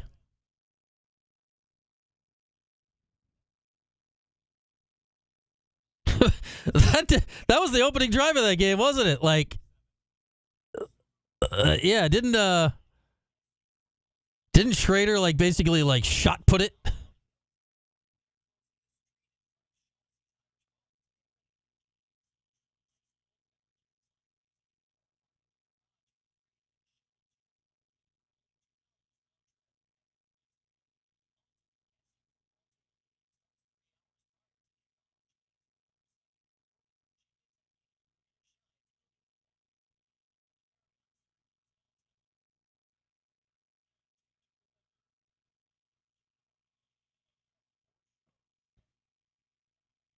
Yeah, over-under on backflips is 0. We're setting the over-under at 0.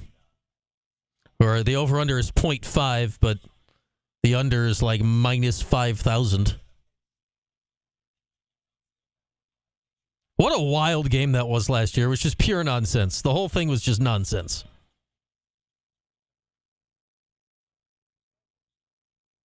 Oh, that'd be great, Dom.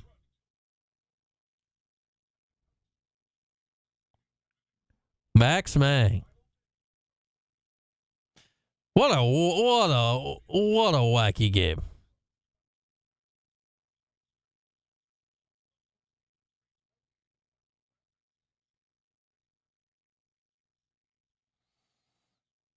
Oh, you're in on Emmanuel Ross? Look, I'm feeling Daryl Gill, San Diego Cuse. I'm feeling Daryl Gill. That's my slightly down the board touchdown guy tonight.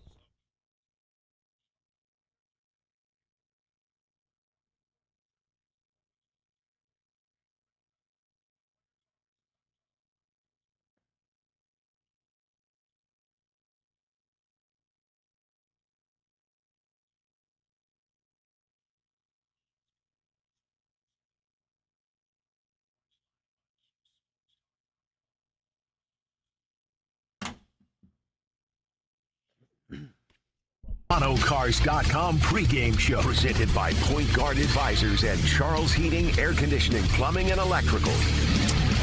That it is rolling along here on this Thursday. Brad Higgins with you. We are about an hour 45 out from kick tonight at the Confluence down in Pittsburgh.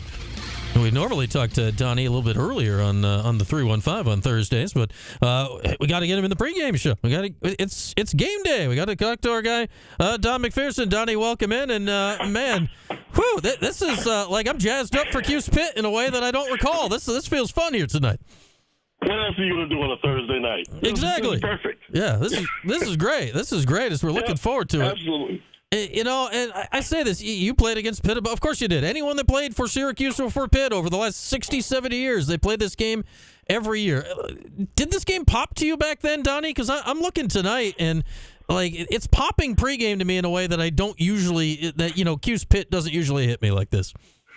You know, obviously the big game back in those days in the 80s and 70s and 80s was Penn State, but Pitt was also a major rivalry.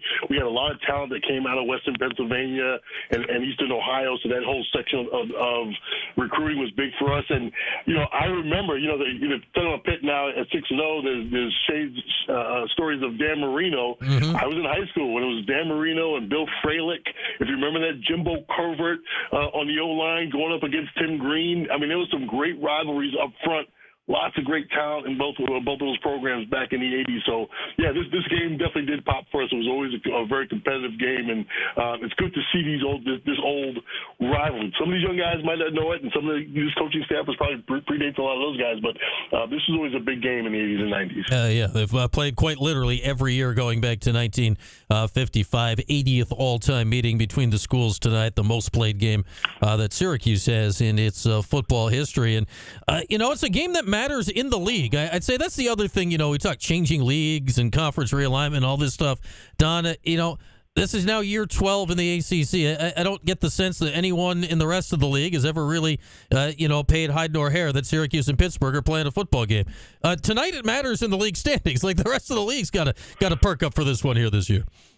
Yeah, Pitt had a good run a couple of years ago. I'm trying to think of the quarterback's name, but what's the kid's name now? He was with the Steelers for a minute. Pickett, yeah. They had a good run. What's that? Kenny Pickett we're talking about? Kenny Pickett, yes, the Kenny Pickett year. They were competitive that year. They've struggled a lot in the ACC, but your point is exactly right. The ACC right now is pretty wide open. Everyone thought that Clemson was going to be the Dollar League, but that early loss really tarnished Clemson's sort of image.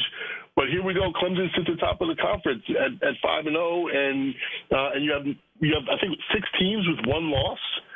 It's a very, very competitive conference, and obviously Miami 7-0. I mean, you just have 2 great teams in Clemson and Miami, but then you also have a bunch of other teams with 1 loss, including Syracuse. have a chance to get to the title game. Yeah, SMU still sitting there undefeated in the league. Pitt's undefeated. Duke's hanging around with one loss. Florida State has lots of losses, which remains amusing here at this point of the season since they're suing everybody else. I think that's one of the biggest mysteries. I mean, when have you seen a team go from 13 wins to literally the bottom of the conference in one season? Really a remarkable collapse there in Tallahassee. Yeah, a complete implosion this year. It's just been fascinating to watch. As we got Don McPherson with us on the Holbrook Heating Hotline, brought to us by HolbrookHeating.com. And, I want to ask this. This has nothing to do with the game tonight, Don, but you're always up on the happenings of the college football world. Last Saturday night, I think we're all sitting around, we're watching Georgia and Texas, and then a terrible call happens, then Texas fans throw everything they've got on the field, and then magically the call gets overturned 5 minutes later. Well, what did you make of, quite literally, the mess on the field in Austin last week? I tell you, it was one of the most remarkable series of events in a game for a couple of reasons. First of all, the initial call of pass interference was absolutely dreadful. It was a horrible, horrible call. The second thing that happened is when the fans started throwing things on the field. I mean, they got there's Cuse, he's down there Sark's trying to get the crowd to stop throwing stuff on the field. They've got cheerleaders and groundskeepers. Everyone was pulling, hundreds of bottles of water. Thank God it was water and not, old bottles. But the interesting thing was, and I was hoping that they didn't say this, the announcers said it, and you have to whisper this because fans listen. The fan behavior gave the officials time to look at the call and reverse the call. That's a problem, right? Because fans are going to say, well, we're just going to do that when we don't like a call. We're just going to throw a bunch of crap on the field, a bunch of oranges, whatever we can get, throw them on the field, and the officials are going to have to reconsider. I think that was the sort of the dangerous thing, because you know how fans are in college football. It just takes a story like that and say, oh, we can have an influence if we just start, we cause a little problem for the refs on the field. So it was without question. And then the reversal of the call. I've never seen it. I've never seen without video something that was not reviewable by the rules. They reversed the call, just unprecedented, and the fan behavior in the midst of it doesn't help the narrative. Yeah, the fans, I'm sure, don't care that Texas got fined $250 large. Like that doesn't affect that. I guess what they are. By the way, neither does Texas. No, the one thing Texas is doing, because this is the World 2024. Like there is, high res video of all of this. They're going and finding like all the student season ticket holders and like revoking their tickets the rest of the season. Which I guess they probably need to publicize that loudly, because that might be the only thing that would stop people from thinking this is a good idea in the future. That's exactly right. They've got to pass some of those penalties down to the fans. Yeah, and that's it was a wild scene. And Kirby Smart kind of said what you did. He's like, what do you think this is going to lead to going forward? I'd say maybe the only good news is it didn't actually affect the outcome of the game. So it won't say, well, this won us the game tonight. Let's go do it again. Right. Exactly. Let's do it again. All right. So we got Cuse and Pitt tonight. We got Don McPherson with us. I'm just going to assume that that's not going to happen at Pittsburgh. It's not really a throw bottles on the field kind of crowd. Did you ever have that, Donnie? And why was it West Virginia, if that's where you ever had to dodge items on and off the field during your career? If you're a fan of the film The Express about Ernie Davis, which I watch every year prior to the season just to get tuned up for Syracuse football, there's a scene when they're in the tunnel at West Virginia, and Ben Schwartzwalder tells the guys to keep the helmets on. Mm-hmm. Because the fans are throwing stuff at them. That tradition stayed alive at West Virginia right up into my years in the 80s. And the student section, they would throw oranges at us from the top of the stadium, and they would literally explode on the sideline when they hit the turf on the sideline. And that was the only school that we had. I think maybe Mississippi State, so they threw some stuff at us down there. But West Virginia, keep your helmet on during the game at all times, like a boxer. Protect yourselves at all times because you never know when something's going to come out of the stands. Those stories never really changed, best I could tell, from Syria until they were no longer in the same league together. Always interesting to go down to Morgantown. Oh boy, yeah. Morgantown was a lot of fun. There was a lot going on there in Morgantown, West Virginia. All right, Johnny. The game tonight here. I think a lot. There's injuries. There's this. There's that. When I look at these games, right, like it still feels like a close game. And then I look at Kyle McCord. I'm like, Syracuse has the better quarterback, and it kind of puts your mind at ease right before games like this. It does, but when you have a team that's talking about Dan Marino, and we haven't been undefeated this deep into the season since the Marino days, and there's that kind of excitement. I think Larry Fitzgerald is coming in as going to be honorary captain. There's a lot of great positive energy in Pittsburgh, and their offense. This might be the best offense that Syracuse has seen. Eli Holstein is a good quarterback. His numbers are he's a little bit behind Kyle McCord in yardage, but his numbers are kind of similar. They're 63%. He's spreading the ball around. I think he's got 14 different receivers have caught a ball, several of them in double digits. So he spreads the ball around just like Kyle. He's got a great running back in Desmond Reed, who's not just a good runner, but is also good at coming out of the backfield to catch the football. So he's got some talent, and I think this might be the best offense that matches up with Syracuse's offense punch for punch in this football game. I think both defenses are probably comparable. Pitt's defense is probably a little bit stronger against the run than Syracuse, and so it's a good matchup. I'm intrigued about the running back matchup in this game. You mentioned Des Reed. He's an all-purpose guy, right? He'll catch the ball, run the ball. We know LaQuinn Allen does both. They go about it different ways. Reed's like quick and shifty, and LaQuinn's doing it with power. But I think this is one of the more intriguing running back matchups you might get in the ACC this year. It is, and I think that the advantage probably goes to Des Reed just because I think he gets more touches. Yeah. Whereas LaQuinn Allen is doing a lot with fewer touches. And like you said, LaQuinn's more of a pounder between the tackles, and Des is going to get out there. I forget what his receiving yards. I think almost 300 receiving yards. So they give the ball to him in space, and he's an electric back out in space. So you're right. I think that's going to be the fun matchup to watch. Those two running backs try to get their touches and try to get their yards. I'd say the one big thing is we're expecting that Trevor Pena will not be available tonight for Syracuse, coming off that clear concussion he suffered in the game on the targeting penalty a couple weeks ago. And man, that was a brutal hit he took at the time. So assuming he's not there tonight, like Kyle McCord's always been like, all right, if you're on the field, like I'm getting you the ball. Based on the offense, based on how good Trevor has been, how big of a loss versus what Kyle's been able to do with everybody this year? How do you balance those two thoughts? I think, Aranda Gadsden has come on the last few weeks, and I think he's going to be a real key, important guy in this football game because you might not have Pena, but you still have Meeks. You might not have Pena as your go-to deep guy, your go-to guy. But I think Gadsden is gives you that possession kind of guy. You have Gadsden over the middle. You have LaQuinn Allen on the flare, and you control the clock. Because of the strength of Pitt's offense, you're going to have to control the clock, and that's going to be the way to do it is with your tight end and your running back catching the ball in the backfield. So I think you lose Pena as a deep threat and as a threat in other ways, but you go to your guy. Listen, we thought Gadsden was going to be the main guy anyway coming into the year, and in the last few weeks, I think he's turned it up a notch. And I expect we'll see other guys, Darryl Gill or whomever, coming off the bench. And they'll do fine, I'm certain. But how much more do you think maybe they also turn to the idea, you get LaQuinn Allen some more balls through the air with how capable he's shown himself to be in that area? I think that's a really good point of how do we get LaQuinn Allen, how do they get him more involved? And I say in the run game. I know that maybe they may be hiding some issues on the line by getting him out in space, but I would love to see LaQuinn Allen get the ball, get into a rhythm in the run game. You don't want to take the ball out of Kyle McCord's hand, but at some point you're going to have to rely on your run game to control the clock, control the pace of the game, especially when we start getting into the heat of this conference. And as we talked about, the competition in the conference is getting tight. Ball control and being able to maintain the clock is going to be a big issue coming down the stretch, and I think LaQuinn Allen's got to be the key to that. Yeah, I keep bringing this up, and the last two games specifically, NC State and UNLV, it has been very obvious due to the time of possession numbers.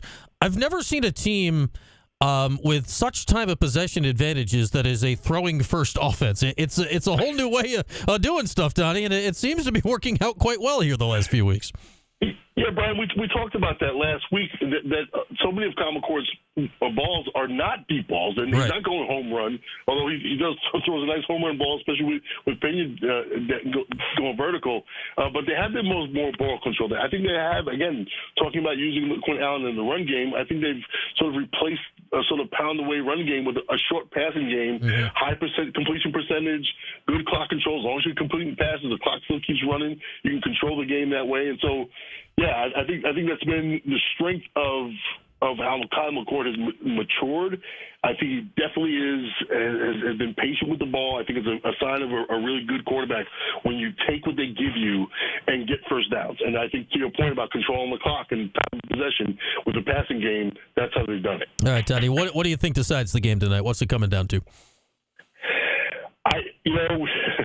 There's one thing that I really want to see, and I hate to say this because it's kind of like a little foreshadowing, is that last time they came off a bye week and they weren't ready for Stanford, and even though I think they outplayed Stanford, I think in the end it was just that big play at the end of the game. I want to see them. I want to see special teams shored up, and I know it might sound like a kind of a wonky football thing to say.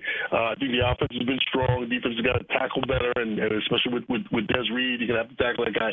But I want to see mistake-free special teams. You've had a week off to work on this. I want to see mistake-free in special teams. Yeah, that would be nice because we haven't really seen that. Yeah. That would be a nice change of pace. That would ease my brain throughout the night. Yeah, exactly. And I think that's when you get down, we talked about it, with 6 teams with 1 loss, this conference is highly competitive. It's going to come down to a special teams play. It's going to come down to a block kick. It's going to come down to a muff punt. It's going to come down to a missed field goal. So, special teams becomes critically important this time of year. All right, Tony, great to chat as always. Enjoy it tonight. We'll talk again next week, all right? Look forward to it, Brian. There he is, our guy, Don McPherson, brought to us, as always, by our friends at Fellman Brothers Automotive. All right, let's hit a break here in our pregame coverage, brought to you by RomanoCars.com. When we come back, we'll check in on the Pittsburgh side of things with Chris Carter, who covers the Panthers for the Pittsburgh Post-Gazette. Chris is next here on Cuse Sports Talk and ESPN Radio.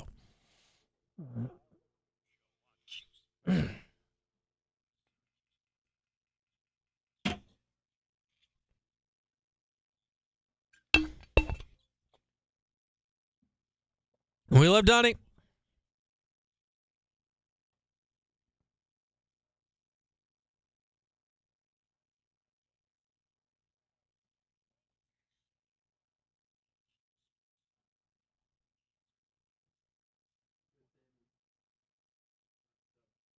Did it have the ingredients you requested? Yeah. Did you get the light banana peppers? Do you feel they was properly applied? Yeah. Okay. A little heavy, but I'd rather have, a little too much than not enough. All right. You can always, remove. Yeah, exactly. I was confused earlier when you gave me the directions of how they were written, but in my head I was like, I'll figure it out. Yeah. And then when I went in there, I was very confused because I forgot you said that at first, and I was like, I didn't get anything that's in this. Yeah, because the sub I got says Mike on it. Yeah, and then I pulled the right one that said Ham, and then I also realized that one says Mike as well. Oh, yes, because I wrote that Mike. Yes, LAR, I am doing postgame tonight. Yeah, I totally forgot you said that, and I looked at it, I was like, what? Yeah, because we ordered the subs and did the online order and wrote, with each one, you can, whose is it? And I wrote everyone's name. And then they did not. Not on all of them. They got the most important name, though. That's all that matters. So hopefully everything was correct, because some of them ended up at home, and there's there's the kids, and there was a lot going on. So I was having to peek inside, but without trying to rifle through your sandwich. I'm just that's not yeah. What did you say, Devin? Your wife is pregnant? Yeah. You do what you got to do there. You gotta. That's a hell of a combination, but do what you got to do. It was great back in the day. The Pizza Hut lunch buffet was fantastic back in the day. I loved the Pizza Hut lunch buffet.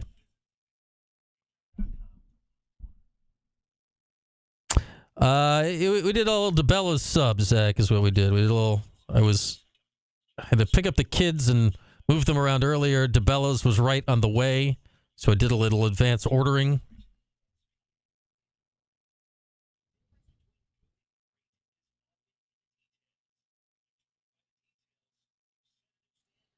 Trevor Pena available for warm-ups, or he is warming up. Like, what is going on with the Trevor Pena stuff?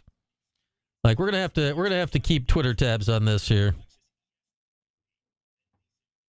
Toss it in the chat. Anything you see about Trevor or Marlowe, toss it in the chat. Like, we got to keep tabs on this stuff.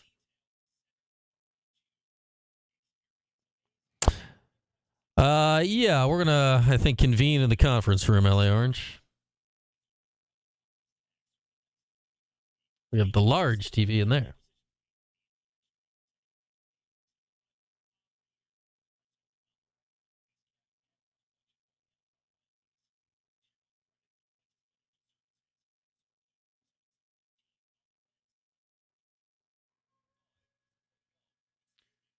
Let's see. What do we got?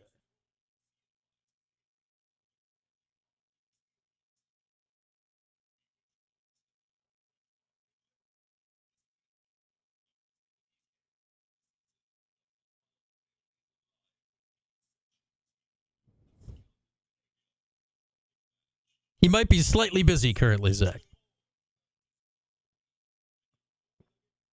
No, they're not going to redshirt him, Devin. I can't see that happening. I just don't know if he's quite ready to go this week.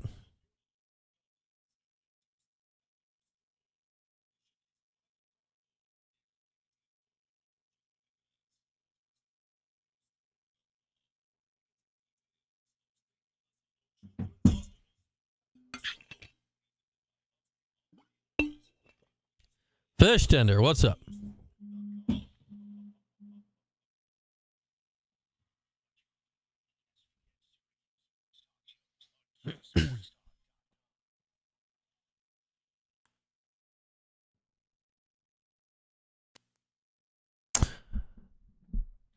All right, back here as we're rolling along on this game night. Syracuse and Pittsburgh as we got our RomanoCars.com pregame show. Getting ready for Cuse and Pittsburgh tonight, all presented by One Group in Holbrook Heating and Air Conditioning. So we get into this game, Syracuse and Pittsburgh, and say one of the big surprises here of the college football season has been Pitt. Pitt went 3-9 last year. They had, they didn't have any quarterbacks. It was a mess all year long. Couldn't get anything going. They had a raft of injuries. It was really the worst season without question in Pat Narduzzi's tenure there. It was a mess all season long. Now they've got Eli Holstein in, the redshirt freshman transferring from Alabama, and things have perked back up. 6-0. I don't think a lot of people had that, but people are like, well, they'll get it back on track, and boy, howdy, have they certainly done that. Well, caught up with Chris Carter from the Pittsburgh Post-Gazette yesterday, and that is where we started our conversation. Like, how surprising is all of this that Pittsburgh was able to go from 3-9 to where they currently are right now? I didn't see 6-0 coming. I did think this would be a rebound year. I mean, you looked at the 2 years before, and even when you went to Keaton Slow as the quarterback, you were able to get a 9-win season, a Sun Bowl win, and I was thinking like, hey, I don't think that 3-9 is the future at Pitt. I think that it's more of the bump in the road. At least the start has shown that is the case. They're already bowl eligible. They're, they've handled their business, and they've bounced back from some rough competitions. They've shown to be resilient, even with a lot of new faces around this team. So I think that, but I think the vibes are, everyone's really impressed by the fact that Cade Bell's offense has really gotten off to a hot start, despite its very different style than anything Pat Narduzzi has done before. And Eli Holstein, the young quarterback, the redshirt freshman, who no one was really sure about when he got here. And I think, everyone agrees he still has things to clean up. But for a redshirt freshman in his first 6 starts and up until his last game, he had 3 passing touchdowns in each contest.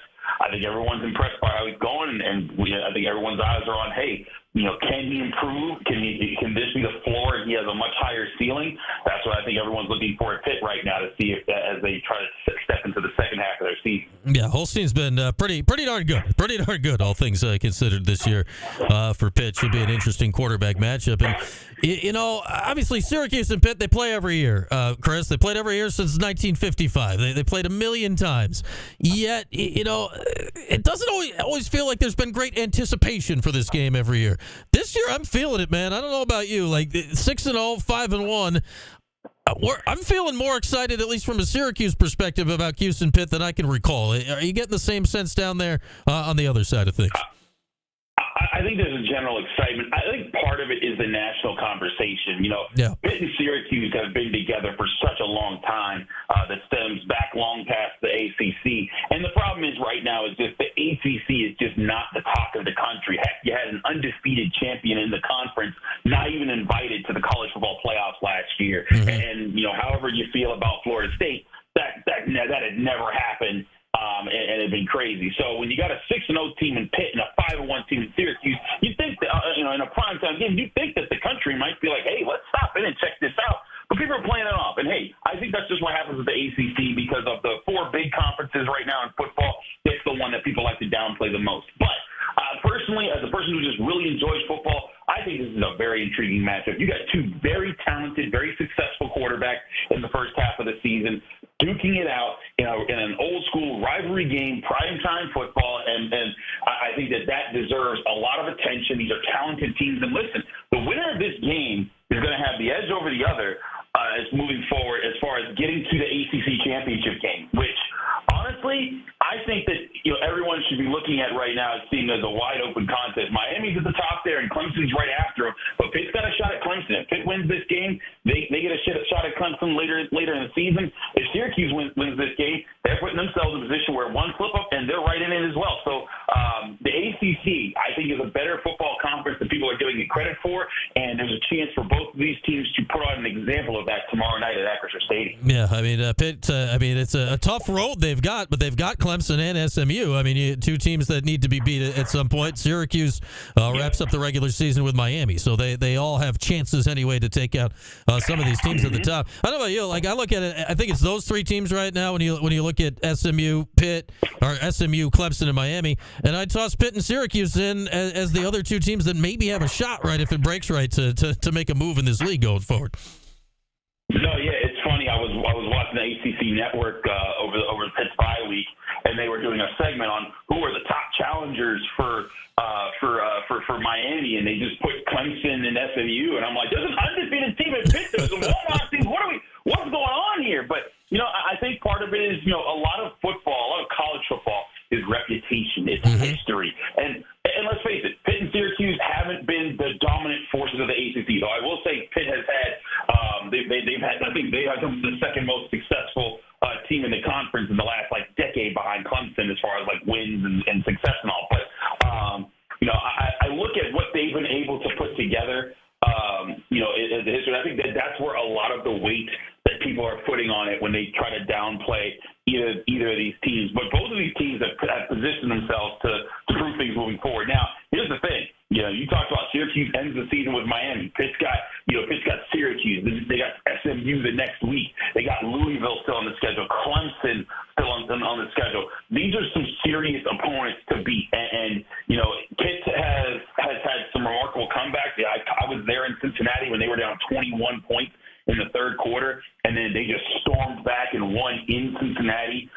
Still, to me, their most impressive win. I was there covering them, the backyard brawl. They're playing West Virginia at home. West Virginia gets a kind of a really controversial call. It puts them up 10 late in the fourth quarter with 5 minutes to go, and then all of a sudden, Eli Holstein turns it on for a second straight week, leads a comeback, and then they start winning games without having to come back. They beat North Carolina pretty comfortably. And then, when all season long, it was the offense carrying the team. 2 weeks ago when they played Cal at home, it was the defense carrying the team, and they showed, hey, we're also an impressive unit. I think that's where Pitt is hoping to find a balance moving forward, where it's like, can they have a game, can they have a few games, because they're going to need them, where the offense is playing really well while the defense is playing really well from the first quarter to the fourth quarter. If they can get both of those at the same time, this Pitt Panther team team can be very dangerous. Yeah, as we got Chris Carter from the Pittsburgh Post-Gazette with us, and I think that's an interesting point. Last time out against Cal, that was a very different style of game. That felt more like 5-6 years ago Pitt than what we'd seen here of late for Pitt. Like the crazy high-scoring games with West Virginia and Cincinnati. What did that tell you that they were able to win a different way this last time out? It tells me that the defense has still got a lot to it. This is very much a younger team than what Pitt's had in a lot of years. You got guys like redshirt sophomore Kyle Lewis at linebacker, who's just been playing out of his mind. He flies all over the field. He's making tackles for losses. He's sacking the quarterback. He's getting interceptions. He's breaking up passes. He's doing everything and more. And then you got guys like Rasheem Biles, who didn't even play in that game, by the way, also playing really well. Braylon Lovelace, all these guys, either redshirt sophomores or younger, and they're making plays up front. And then the defensive line, they're starting to get healthy again. Sean Fitzsimmons was a guy that was expected to be a leading force for them. Missed like the first 4 or 5 games, came back in. I think he missed the first 4 games. The first 2 games that he's been back, he's really changed the tone of that defensive front for the Pitt Panthers. And you have that with young cornerbacks and other rising guys on defense. They're finding ways to get better, and that should scare teams because this Pitt defense has been pretty aggressive. And I don't think it shouldn't scare Kyle McCord because he's a heck of a player. But I'm saying, like, I think that this Pitt team right now, they've got a lot of aspects to it that have not hit the players who haven't hit their ceilings as far as their ability to make plays on defense. And I would not be shocked if more and more guys start to poke their head up and as serious playmakers for this defense moving forward. Yeah, McCord's been reasonably unflappable so far, so it'll be interesting to watch him going against a defense ascending here. What of Pitt's offensive line here, Chris? I know some guys got banged up last time out. Anything serious there, or they expect the normal group this week? Well, I do think we still need to see what happens with this group. You know, Branson Taylor suffered a serious injury. Will he be back? Well, again, it appeared serious. We are not privy to injury information during the week. Pat Narduzzi notorious for that. Unless the guy's season is done, he will not say what their injury status is. In fact, Pat Narduzzi talked to us yesterday at the facility, and brought up Branson Taylor. So I mean, maybe he does play this week. I just remember watching his injury 2 weeks ago at Cal and being like, that looks a little rough. But as far as their offensive line, I think that Pitt's offensive line is a group that has been finding a way under their new O-line coach, Jeremy Darveau, to get better each week. They have a lot of, like the rest of the team, they have a lot of guys that are new and improving and are finding their roles and getting better at things. But I think they've been the group that have been kind of like, hey, they can do enough to not get Eli Holstein killed and to allow Desmond Reed to be a playmaker, because to me, he is the straw that stirs the drink. If you remember 2 years ago when Pitt's offense was going ballistic on people, it was Izzy Abanikanda, who's now with the New York Jets, who was going off and setting records. Heck, he broke Tony Dorsett's single-game rushing record, in a game 2 years ago. Desmond Reed I don't think he's as fast as Izzy, but he's like a very, very quick hair behind him. And I think he's more phenomenal in Cade Bell's passing offense, and that's what makes him a real weapon that Syracuse is going to have to know where he is every time he lines up on the field. Yeah, that's the guy I wanted to ask you about, Chris. I mean, and I think what stands out to me is what you just said is his versatility. Like, he'll return a kick for you. He'll be running the ball. He'll be out in pass routes. How many different ways have they been able to get him involved this season, and how much of the offense, when you look at what Holstein's doing, is running through what Reed does? I mean, a lot of it. And I will say this: I think they're gonna pull him back from special teams moving forward, because Desmond Reed's a smaller player. You don't want to expose him too much. You want to find the prime spaces to get his reps in, because football's a physical game. You're gonna tire guys out, and he's a smaller body type of running back. He's not like Najee Harris or the Pittsburgh Steelers, where you can just throw him in and he's going to truck through 5 guys and then stay on the entire game. But Desmond Reed's the weapon that you want to stay fresh throughout the game. And I think you saw that in the West Virginia and Cincinnati games. When they got through those games, he was a huge reason why they won, maybe the biggest reason why they won. But then when they played Youngstown State, they rested him because I think they wanted to let him recover from those games. So you're going to see him used still a ton, but maybe not every single play. And I think that's where Syracuse is going to have to be ready, because when he lines up, he'll line up in the slot. He'll line up in the backfield.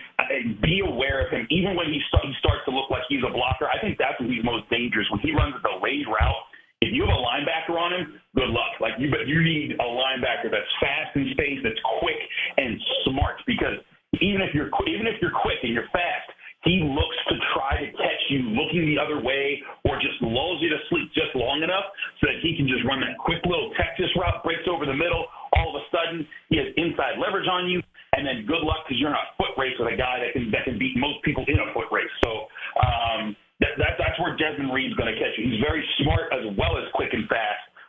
And if you give him those underneath underneath route options, Eli Holstein will be happy to take them and let Des Reed go the rest of the way.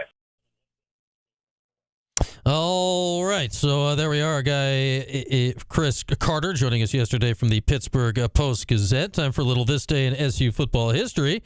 From the Shep Family Funeral Home, celebrate your loved ones with help from Shep Family Funeral Home. Visit shepfamily.com. Just a little history. These teams have played quite literally every single year since 1955. Each and every one of them. 80th all-time meeting today. It's the most played in school history.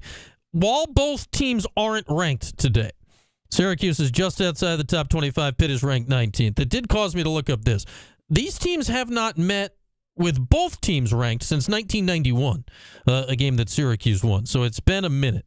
Pitt currently ranked 19th. I'll say this. Whoever wins the game tonight will assuredly be ranked next week. It's possible Pitt could hang into the back end of the top 25 if they lose. But the series has been heavily tilted Pitt's way of late. They've won 18 of the last 22.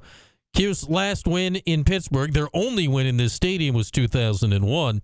But Syracuse did win last year in that wacky game down at Yankee Stadium. And the history of this series is very peculiar. Because, Pitt has dominated the last 2 decades. Syracuse dominated the 2 decades before that. They went on a 15-1-1 stretch before this 18-4 stretch from Pittsburgh. And that takes us almost all the way back to Marino and Dorsett. So it's been very weird how back and forth over long periods of time this series has been. As that is This Day in SU football history from the Shep Family Funeral Home. All right, we will take a break. Updates from Pittsburgh vis-a-vis who is warming up for the game right now. Intrigue down on the field. We'll tell you about that after this here on Cuse Sports Talk and ESPN Radio. This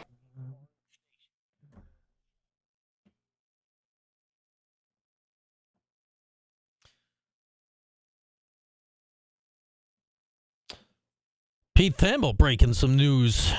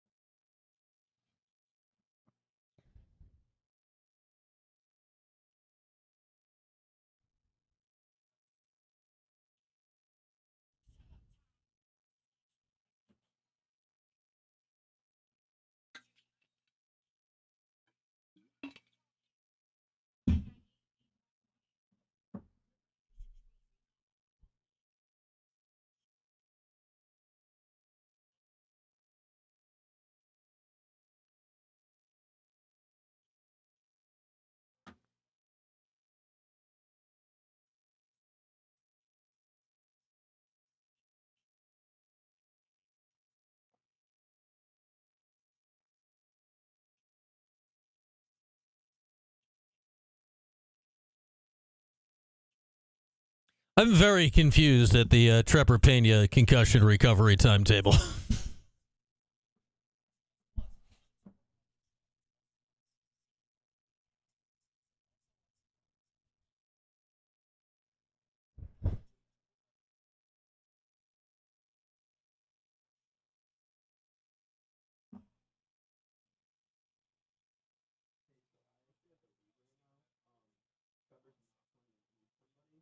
Oh, you're going to get to Pittsburgh? Is that the fastest way there? Because the game. All right. Well, okay. Call me from the slot. Yeah. That's his spot. They're playing. Both of them are playing. Well, welcome to the. They don't need me anymore. Welcome to the thing we've been talking about.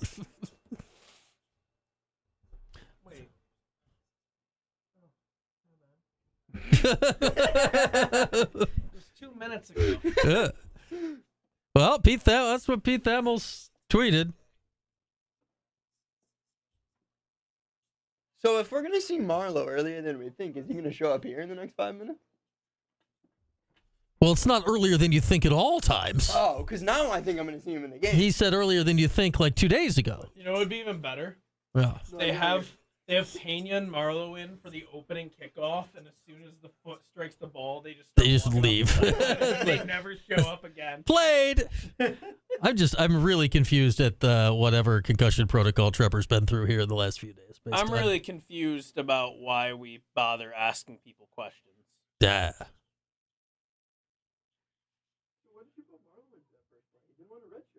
We got him right back out.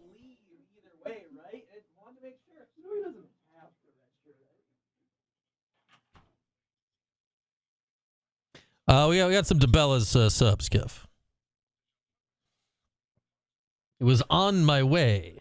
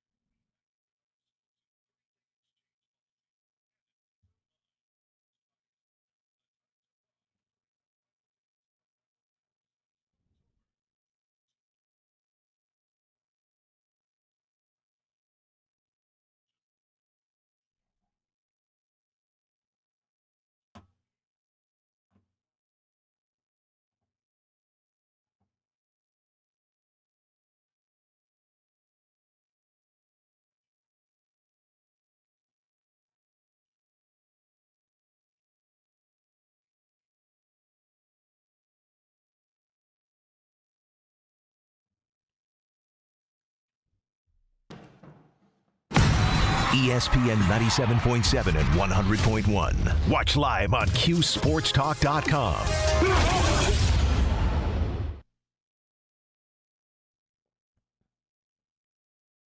It's very mysterious. Where did the open go, and why does it keep disappearing? Paulie, as we return you here to our pregame coverage, getting you ready for Syracuse and Pittsburgh tonight, as that is coming up in right around an hour and 10 minutes ish or so, and we have a developing situation from down in Pittsburgh right now vis-a-vis Marlowe Wax and Trevor Pena. Pete Thamel reporting, Emily Leiker confirming that Trevor Pena and Marlowe Wax, who have both been spotted warming up on the field here in the last half hour, apparently both are available to play tonight. Both will play tonight. So let's get in our time travel machine. Marlowe obviously got hurt in the opener. Trevor took a targeting hit to the side of his helmet 12 days ago in the loss to NC State. Fran Brown on the Fran Brown Show, as heard on TK99 2 nights ago, had this to say. Marlowe won't play until Virginia Tech. You know, we kind of went through that today, just watching him run around. He was there, and then Trevor just didn't completely, like, his legs wouldn't match up. So the protocol, I guess he was concussed first week, but then there was a concussion with the legs and everything wouldn't go. So we're not sure about Trevor. He tried to go today in practice, but it just wasn't, what we thought. So Trevor will be off. So that was less than 48 hours ago. It didn't really sound like Trevor Pena had made it through concussion protocol. So okay. That I don't quite know how that happens in that time period, but it will be worth keeping an eye on. Marlowe Wax, Trevor Pena tonight. It now is being reported that they will play in the game. How much? Based on Fran's description of what Trevor was going through 2 days ago, it didn't really sound possible for him to play tonight. So here we are. Hopefully, all well and healthy. Two completely different situations here. One coming back from a concussion or whatever else that was going on, and Marlowe physically working his way back from the injury at the beginning of the season. I imagine that'll be a spiritual boost for the team for sure to get Marlowe back in the lineup. It'll be interesting in several reasons tactically for that tonight. A, how much are you going to play him? how much, what's his, cardio level and all that stuff. Does he look right out there? He has now missed half the season. And Justin Barron has slid down to play that role. Are you going to have him on the field at the same time? Who is going to do what? How are you adjusting tactically, at least in the plays, if and when you have Marlowe out on the field tonight? So that's going to be interesting. I don't think anything really necessarily changes tactically about the offense if Trevor is in or not, but it will be interesting just to see, is he out there? Does he look right coming off a concussion 12 days ago? Like what's going on there?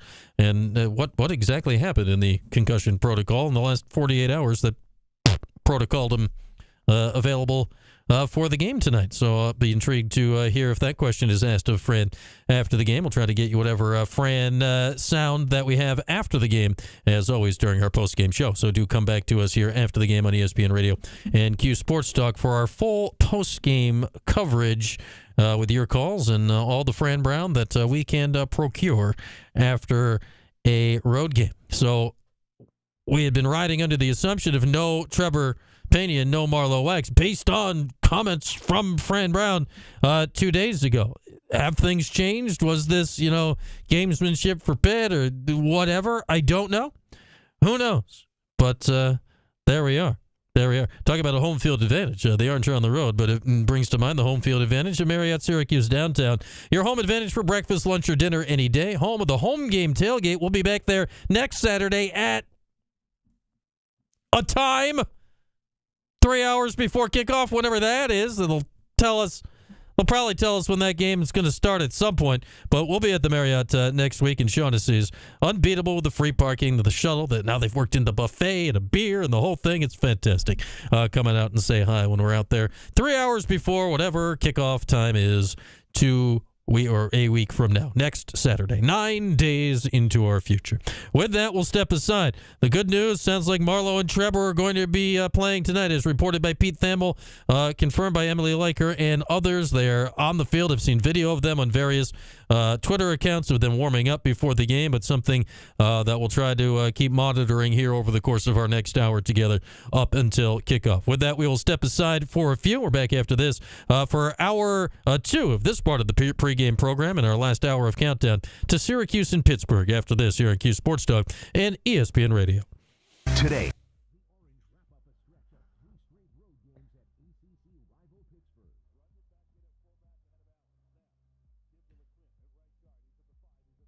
ESASTPR. What is going on?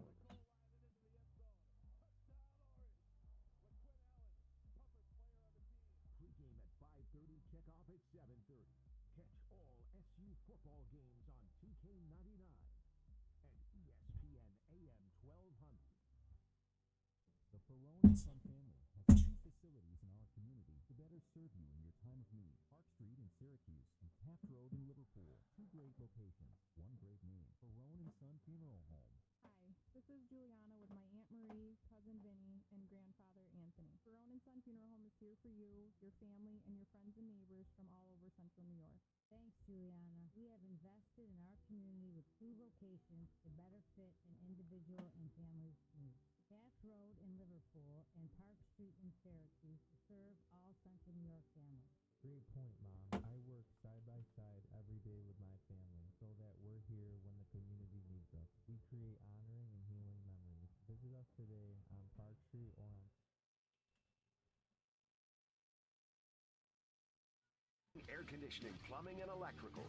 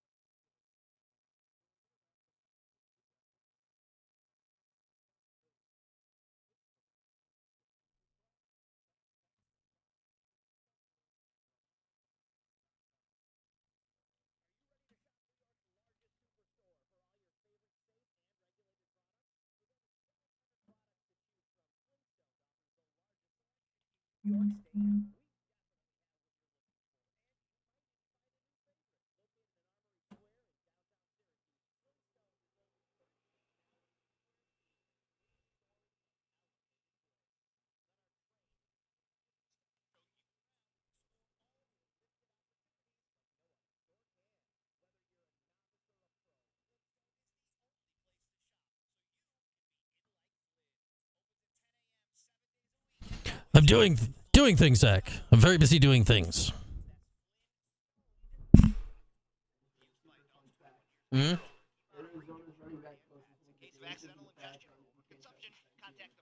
You're your fun facts.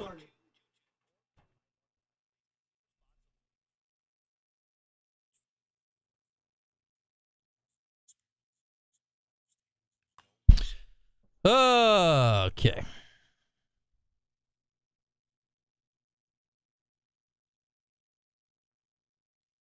Yeah, they're announcing next Saturday, Zach, after the results of this weekend's game. So either Saturday night or Sunday morning.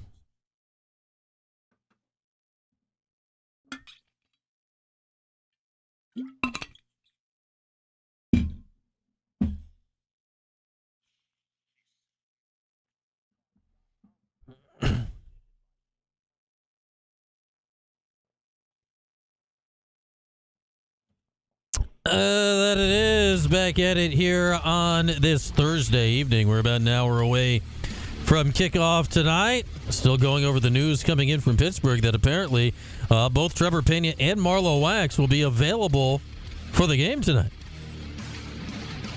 Okay. How about that? Both unexpected, certainly after what we heard from Fran Brown. We'll be hearing Fran Brown's conversation with Stephen Pauly from a couple days ago on Orange Nation later in the show.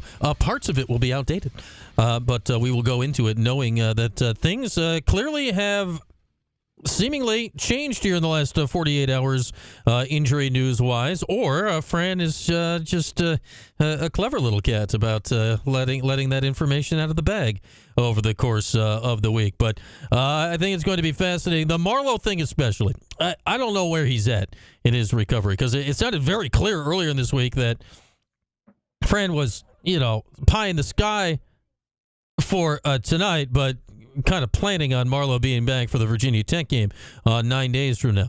So, all right, if your defense is going to play whatever it is, 60 some odd, plus or minus 20 plays tonight, how many of those are you going to play Marlowe? Is it 10? Like previously, like in the pre-injury times, you're saying, hey, if we're playing 70 plays of defense tonight, Marlowe's going to play 70 of them or 65 of them for sure. Now, are you playing him 10 plays? Are you playing him 20? Like, what is it? And after missing half the season here, what can he give you? What's he going to give you that is going to change tonight's game specifically in a positive way for Syracuse? So I think that'll be something to really keep an eye on over the course of the game tonight. Trevor on the other side, I don't know how this concussion protocol situation worked here over the last 48 hours. The way that Fran described, Trevor like running weirdly at practice the other day, because like coming off of it, like wasn't capable of running right, or I don't know. I didn't hear a description on Tuesday night. As part of the Fran Brown show, was heard on TK, then the extra half hour, of course, here on Cuse Sports Talk after. Like I didn't hear any of that stuff and be like, yes, this is a guy that's going to play in a football game tonight. But here we are. So obviously it would be a boon for Syracuse's offense to have Trevor Pena available tonight. But something to keep an eye on just to see, like, all right, does he look right? Are things right out there in regards to Trevor Pena? Certainly in this era of,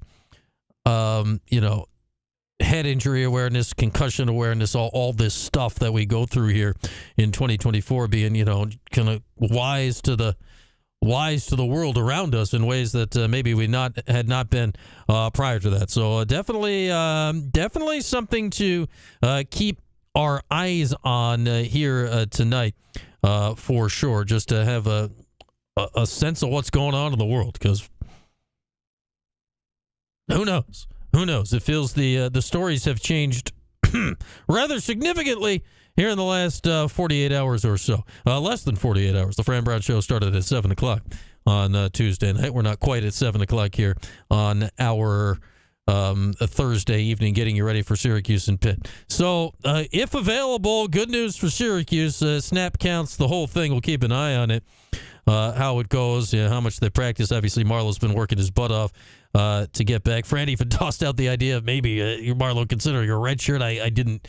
That was what I didn't like. Why, are you kidding me? Marlowe's in his 5th year here playing college football. Like, he's got designs on his next stop, hopefully, in the NFL after this, and certainly as a leader of this team wants to be, back a part of the doings as we get toward the end of the season here. Like, this is. This is part of the deal.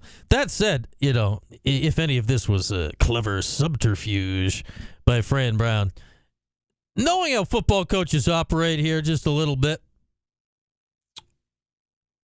yeah, Pitt spent time prepping for both these guys. And they would have anyway, because football coaches don't believe each other about anything. Over the years. I would say this, like the only time like football coaches probably, like one of the rare times, go figure, and it was the Syracuse Pitt game last year. I would imagine that Pat Narduzzi, like, there is not a chance on God's green earth that Pitt was prepared for that last year, because who in their right mind could have been prepared for Syracuse to come out and be running like the triple option with the tight end at quarterback? That was not a thing that wasn't on the menu. That wasn't a special from previous years that you're like, shit, because the chef have this in stock tonight. That was so far out of left field that Syracuse installed in 4 days an entirely, completely new offense. There was no way to prep for it. Marlowe Wax and Trevor Payne, on the other hand, yeah, I'm reasonably certain that Pat Narduzzi and crew spent more than 0 minutes on it this week. But thus is the way of the football coaching world and the injury dance and the whole thing. Here's hoping that actual health of Marlowe and Trevor is at an appropriate level to participate in the game tonight and do so in a meaningful way to help victory. Trevor's been, how good has Trevor Payne been this year? Man, did not see that coming. And such a blow. Go back to the opener when Marlowe Wax went down. Like, good vibes only. Year one, Fran Brown, all the stuff we talked about all off season. Then, like, the second Marlowe Wax was on the ground, you all did it. I know you did. I did. We all had the flashbacks to the litany of injuries over the last couple of years, and it was oh no, not again. But they pushed through and they overcame it here, and won without Marlowe here for the last month and a half. So to get him back ingrained in the mix tonight, what a boost emotionally that will be for the Syracuse team and defense. What a boost emotionally that will be for sure. All right, let's hit a break here in our pregame coverage. When we come back, Kyle McCord. I know this. Kyle's playing tonight. Ooh, yeah. He's going to be out there slinging it around. $350 for Kyle McCord incoming tonight down in Pittsburgh. Our weekly conversation with Kyle comes your way next year on Cuse Sports Talk at ESPN Radio. Yankees baseball.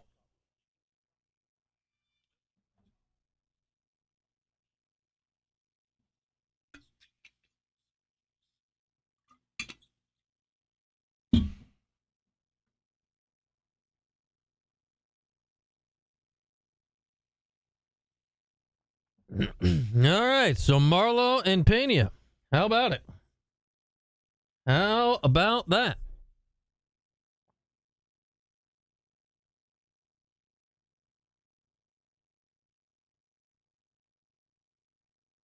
The Pena thing got more perplexed, but the Marlowe thing is okay. The Pena thing, I just felt like Syracuse has traditionally been extremely cautious with concussion protocol. Save for Eric Dungy, he who was never concussed. Devin has made it home with the Pizza Hut. Devin has made it home with the Pizza Hut. Good on you, Devin.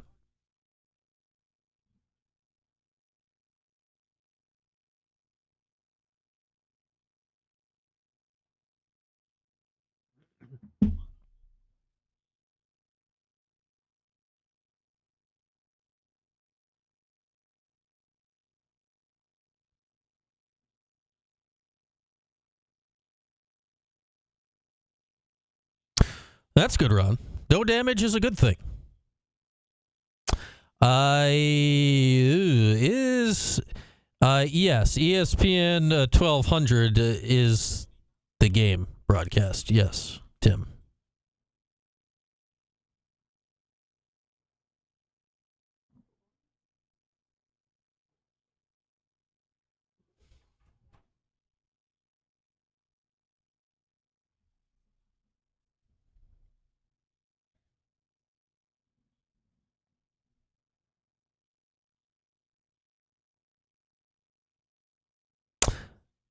Yes, that is generally always the case, Tim. Look, it's Jordan. I have like a legitimate question. Okay, we can do those too. I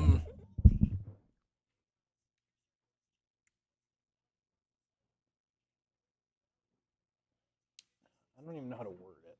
We're gonna need words. Yeah. Otherwise, it's gonna be really tricky to answer. You know how in the NFL, like the 49ers got in trouble for like not announcing that Yep. Nope. there's nothing in college? Because didn't they just start making them do the depth charts like a few years ago, if I'm not mistaken? I don't think the ACC has any. So they just do it as a courtesy. I don't think the ACC has any rules in regards to what you are currently asking. Okay. Like the SEC's doing official injury reports this year. But I don't know if they have any. I think they're doing them, but I don't think they have any rules. I don't think they have any punitive rules with it. The ACC's got nothing. So it's obviously not like Fran's job to care about this, but like now that people are like gambling on this stuff and there's a lot of money in it, Which is why injury reports actually exist in the NFL, whether they want to say it or not. So like for example, like say you'd taken like I don't know, like a Darrell Gill anytime touchdown. Yeah. Hypothetically, yeah, like that's that plus 375. yeah, that's a waste. Yeah, not as I mean he could still score. No, stop. But Well, Matt Park just posted something. It was like, this aligns with what we've been hearing, but don't be surprised if neither start or play their normal snap counts. right. So what's It doesn't crazy- align. I'll say what it doesn't align with what Fran said 2 days ago. I mean, he said, but 2 days ago, he said you'd see Marlowe sooner than you think. That's true.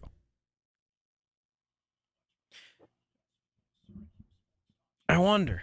We've already seen this Matthew Sluka thing have like long-lasting impact. I wonder if this is going to be a thing that turns into a bigger story. I hope Narduzzi gets mad post-game. Oh, my gosh. Ooh, Mike's got a Hall of Fame toy. All right, back at it here on this Thursday evening. Oh, we're getting closer. The countdown is almost complete. We got about 45 minutes out from kickoff tonight at the confluence of the Three Rivers in the Steel City. It's always very dramatic when there's football in Pittsburgh. Confluence is a great word, and it really only, like, you could use it in other scenarios, but what's the fun? What's the fun to use it in other scenarios? What's the fun in talking to a quarterback that's not Kyle McCord? I don't know. I talk to Kyle McCord. That's how I live my weeks. We got Kyle every Tuesday at 11 for the Kyle McCord Show, live exclusively only on QSportsTalk.com, where you, our fine listeners and viewers, get to ask him, the starting quarterback of the Syracuse Orange, whatever the heck you want.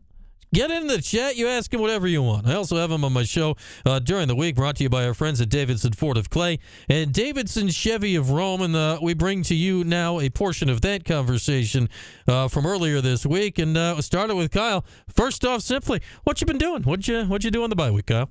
Yeah, 100%. I mean, you don't really get to watch too much college football, and so to be able to watch some of the noon games, and then caught some of the big night games, the Texas-Georgia game, and then watching some Sunday NFL football as well. It was nice. All right, we've all spent the last week doing what one does. You got a bye week. You're halfway through the season. We all hand out report cards and the whole thing. Grade the team right now, Kyle. Where are you guys at? How are you feeling halfway through the season? Yeah, I mean, 5-1 obviously would love to be 6-0, but I know I said this after we lost Stanford, that, you know, if we rebound from it and learn from it and then go on a run, it could be the best thing that happened to us. And I feel like we're doing that. But at the same time, I don't think that we've played our best version of football yet, which is exciting. Given that we're 5-1, we have opportunity to still go out and accomplish what we set out to do. So I think good, but I think there's still a lot of room for improvement. So that's what everybody's trying to achieve now. And it also feels like, right, the room for improvement is reasonable, right? It's not like, well, if we start doing all these crazy things, it feels like you have like 4 or 5 incremental things you guys can do to get a lot better. Is that the feel in the locker room? Yeah, 100%. I think at times on both sides of the ball, we show it. Like on offense, there are times where no one can stop us and we go right down the field and score. And then there are times where we stop ourselves either with penalties or, I miss a read or miss a throw or whatever the case may be. And then on defense, I think kind of the same extent. When they're on, I feel like they're one of the best defenses in the country. And then, if they have a missed assignment or, someone's not doing their job, then that's when there's a letdown. So it's all things that we can control, which is the good thing. And so I think now is just learning from our mistakes in the first half and, looking to build on what we've done so far going into the second part of the season. Yeah, and here you go, back half of the season. You've got Thursday night this week, then it'll be 5 straight Saturdays in November to close it out. Let's get into this NC State game here a little bit. We haven't gotten a chance to talk with you about it. A little lower scoring, I guess, than you've been involved in, but it felt like you had reasonably solid control of the game throughout. Did it feel like that during the game? They're like, all right, we have a grasp of what's going on here.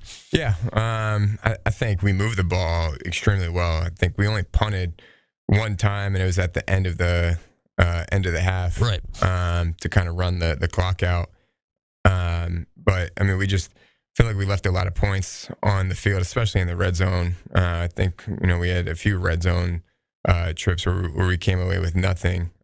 So I think if we just finish the drives and finish in the red zone, then it's a completely different game. But I felt like we did have control of the entire game, but still I think need to work on just putting teams away because there was a chance for us to really put our foot down, and I don't feel like we exactly did that. So that's another thing that we just continue to have to learn from, and just look to improve upon that because I felt like we did play good football on both sides of the ball, but I wouldn't say it was a complete game by any means. Yeah, you guys are up 24-7 early in the fourth quarter. You end up winning the game by 7, but you'll take them all at this point. And, have you started surveying the ACC landscape here? Do you guys look around at what else is going on, or is that not in what you're doing right now? I mean, yes and no. I think obviously like you'll just watch the games. Like I was watching the Miami-Louisville game on Saturday, and then you look around. I think the conference is open, and it's just going to be a matter at this point of who can go on a run and who can play their best football going into the second part of the season. I look through some of the things we've seen recently, like LeQuint's having a fantastic season, right? Like he hasn't run for 100 yards, but who cares, right? Because you look at his total yardage right now. It just feels like he's building as the year goes on. What are you seeing midway through from LeQuint? Yeah, I think that he's, he makes the offense go. I think that he runs the ball extremely hard. In pass protection, he's been phenomenal all year. I don't think he's getting enough credit for that. And then catching the ball in the backfield too. Like you said, I don't think he's had a 100-yard game, but I think every single game, all-purpose yards, he's over 100 every game, basically. Over 100. And so he's done a great job. Obviously, his volume isn't as high as it was last year, but I think he's playing at an extremely high productive rate, which is really helping the offense. I forget the exact number right now, Kyle, but it's like 6 or 7 catches away, I think, from setting the single-season running back catches record. You've only played half the season, I guess, tells you, all right, maybe he's not running the ball, but like he's doing plenty, right, to move the ball forward. Yeah, 100%. I mean, he's such a good receiver out of the backfield, and I think when you have that option, you necessarily don't have to try to force it down the field. If LeQuint can get out and a check down, dumping it off to him, he's going to do a good job of catching the ball and making something happen. And I think that we've seen that multiple times this year. I've been fascinated here the last, 3 or 4 games maybe when you start really noticing, and the numbers have really been building up recently. You guys are a pass-first team, yet you're also a time of possession team, which it's not that those things don't normally go together. Is that a focus, or is that just happenstance at this point? I think it just happens. I mean, obviously, going into any game, you want to control the ball, but I think that's not at the forefront of anyone's mind. We're just trying to move the ball and put drives together. And I think some of that is just, making sure that we're staying on track with completions. But I think especially recently, we've been running the ball better, which has been helping the pass game out, keeping the defense honest. Kyle McCord with us. It's our weekly visit with Kyle, as he always joins us, presented by Davidson Ford and Davidson Chevy. One of the numbers we've talked a lot about this week and last, Kyle, is your guys' performance on third down. You're currently second best in the country behind Miami, so no surprise both of you guys are having success. What is it about the third downs that's working for you? Is it getting in third and manageable? Is it being calm? What is it that's making it work on third down for you? Yeah, you hit it. I think it's being in third and manageable, and just giving yourself a shot. And I mean, when you're constantly in third and long, if you hit 1 out of 4, I think that's really good if you're in third and extra long. But when you're in third and manageable, I think the playbook is really open. You can throw it. I think if you're in 4-down territory, which we have been, and sometimes you can run it and get the first down. And I think it opens the playbook up. And so I think we've been doing a good job of staying on schedule with first and second down, having positive plays, and staying ahead of the change, and then, like you said, just giving ourselves a good opportunity on third and manageable to go and convert, and guys are making plays and getting open. Kyle McCord's with us as we're getting you ready now for Cuse and Pittsburgh. Yet another Thursday night game. It's another NFL stadium. Well, what's the opportunity here in this game? They're 6-0, 5-1. I've been saying this for a week now. This is the biggest Cuse Pitt game that I can remember, and these games happen literally every year. Yeah. I think obviously they're a really good opponent. You don't get to 6-0 by accident. Watching the film, they're talented on both sides of the ball. Mm-hmm. And like you said, I think for a rivalry like this it's fitting that both teams are playing at a high level right now. And I think there's a lot on the line, obviously, going into the game on Thursday. And I know we'll be up for it, and I know they will be as well. So we're excited. For you, a Jersey guy down by the Philly area, like it was Pitt. I mean, Pitt's not that far away, the other side of the state there. Was this a team you paid attention to growing up, or are they a little outside your radar? They recruited me a little bit in high school. I really grew up watching Rutgers and Penn State. Those were really the two teams that just where I was really paid attention to. But then obviously I think they had Kenny Pickett, he's a South Jersey guy, and so to see what he did there, that's when I really started to watch them, and I think they've kind of been on the rise every single year. They've just been taking steps in the right direction. All right, what's the key for this game? Thursday night, bright lights. What's it take to win this one this week? I think just focusing on ourselves, making sure that we do the little things right, playing extremely hard, just being tough, and because I feel like when we've done those things, it's not necessarily about the opponent. When we've done those things, we've had success, and so they're going to be a good team. There's no doubt about it. But I think that if we can come out and, like I said, just execute in the different situations and focus on the little details, I think that everybody will be happy with the performance. QB1 Kyle McCord, brought to you by our friends at Davidson Ford of Clay and Davidson Chevy of Rome. A quarterback matchup tonight. The senior Kyle McCord, the redshirt freshman Alabama transfer Eli Holstein. Both have played well this year. Obviously, McCord is right up there with Cam Ward, best in the league statistically. Holstein's been very, very solid so far this season for Pittsburgh. Here's the number, though, for Kyle McCord in relation to other Syracuse quarterbacks this century. We're halfway through the season. We're 6 games in. Tim Leonard concocted this stat the other day. Since 2000, the Syracuse starting quarterback has averaged 8 touchdown passes in the opening 6 games of a season. 8 in the opening 6 games of the season. During that time, nobody had more than 12 in the opening 6 games of the season, a.k.a. 2 per game. Kyle McCord. I'll say it again. Kyle McCord. We know what we're talking about. Kyle McCord in 6 games has thrown 19 touchdown passes. No Syracuse quarterback through half of the season had averaged more than 2 touchdowns a game. Kyle McCord is averaging more than 3 touchdowns a game. That is a wide margin. That's like secretariat margins over everyone else that's done it. Just so you all have a context here of what we have watched and what we are watching now, of how different a beast this is currently. And we know this is his only year here. Enjoy it now. Like, context, what we have watched and what we are watching now as far as what Kyle is doing, throwing the ball around. In regards to Syracuse football at the moment has been something literally, as if you watch Syracuse football, you literally have never seen anything quite like this. All right, with that, we'll take a break. We'll hear from Fran Brown when we come back, the Orange head coach after this. It's Syracuse pregame show here, brought to you by our friends at RomanoCars.com. We're back next year on Cuse Sports Talk and ESPN Radio. That's Kyle McCord, LA Orange. All right, I got to go drive Kyle to the game. I'll be back.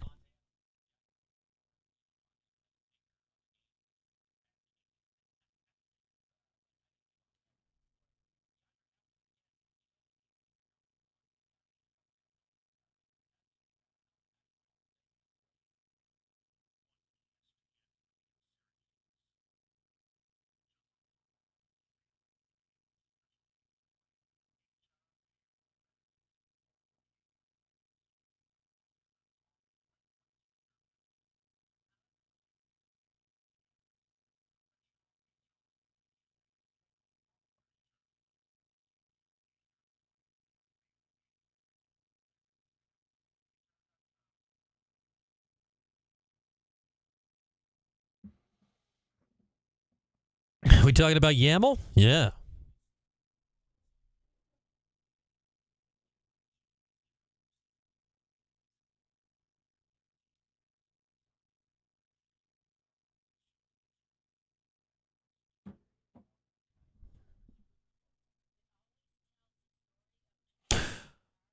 Well, the hype video, honestly, San Diego Cuse, in the era we're in, 2024, there is probably nothing more official than the hype video to declare what is happening.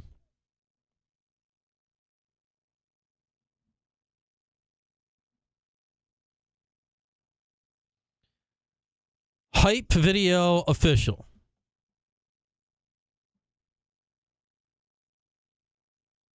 Do I have time to find it before we're back from the break?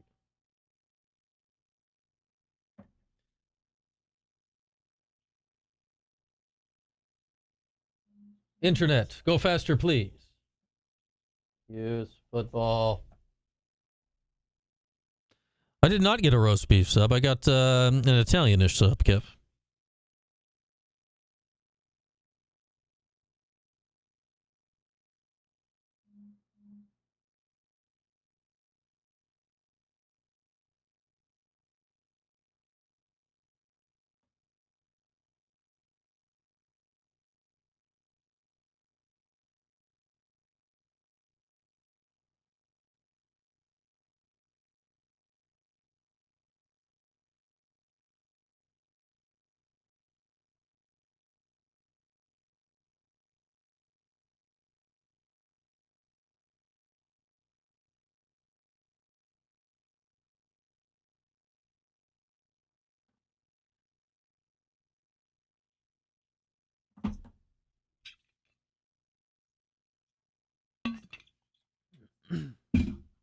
I did not change the TV to the correct channel.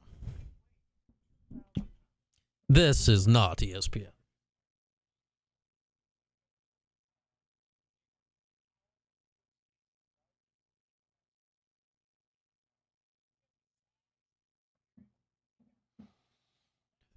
Excellent use of the emojis, Bixby.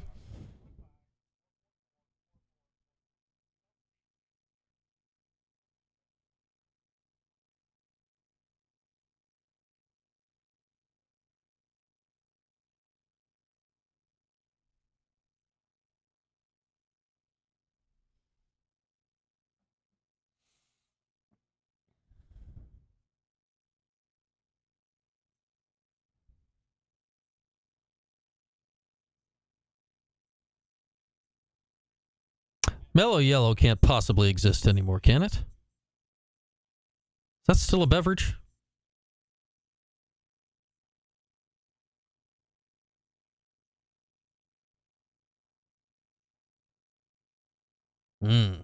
Jordan has gone and hit the proper channel on the TV. I did it blind.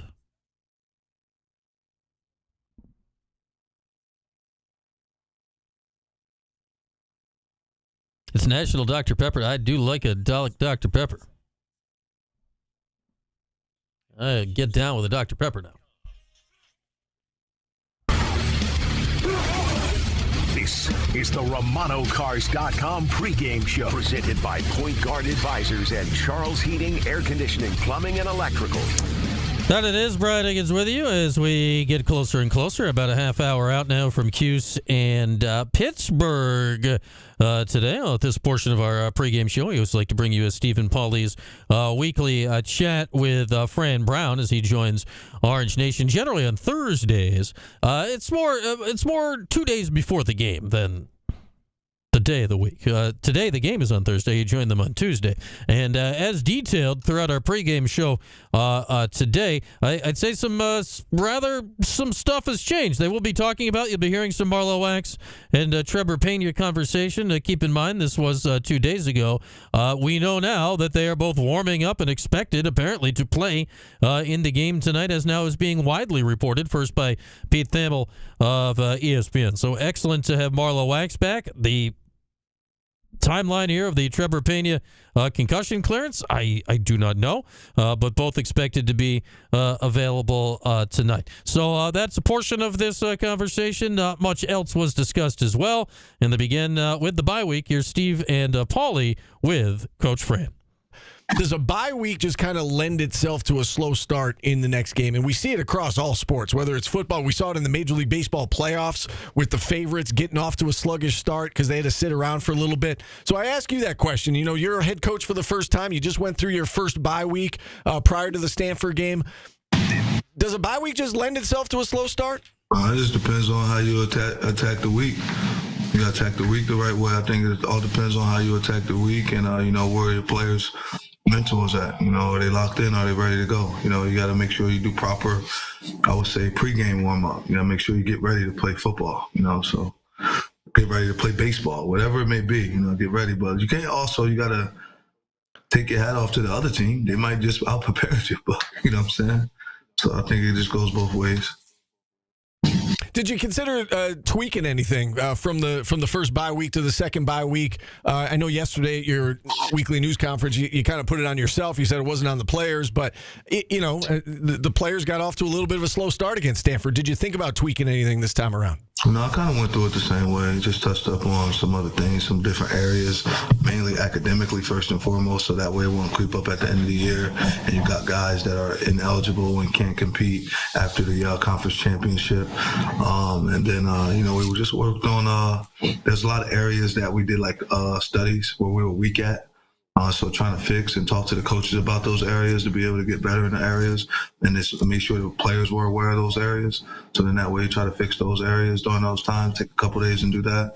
And then you just start the week off a normal week, like get ready for the next team, But it was more so that's what we really did. We were just focused on trying to fix up all the areas that we were bad in so we can get better at, because a lot of times wins cover scars. And sometimes as a coach, you try to overlook it, and I think when you overlook it, it comes back and it bites you. Coach, you brought up something about academics, and that's something that's kind of gone away in college sports now, and it's good to hear you say it. But has it become tougher now with NIL or transfer portal, and how do you handle it? Every week that you got to keep these guys going to class. It's our culture. You want to be a man. Like, men do their job. Men do what's on the schedule. Your schedule say be in class at 8 o'clock. Be in class by 8 o'clock, not 8:10, 8:15. Don't not show up. There's consequences for all those things. So men do their job. The biggest difference in men is knowing and doing. All men know what to do. They just don't do it. So, I'm focused on them just being a real man, doing their job. You got to do that. Like, if you come in here and you're not going to focus on your guaranteed future, like, to me, academics is guaranteeing you and securing you to have a successful future. football's a game. You're playing. It's 50-50. You know, you may hit or miss.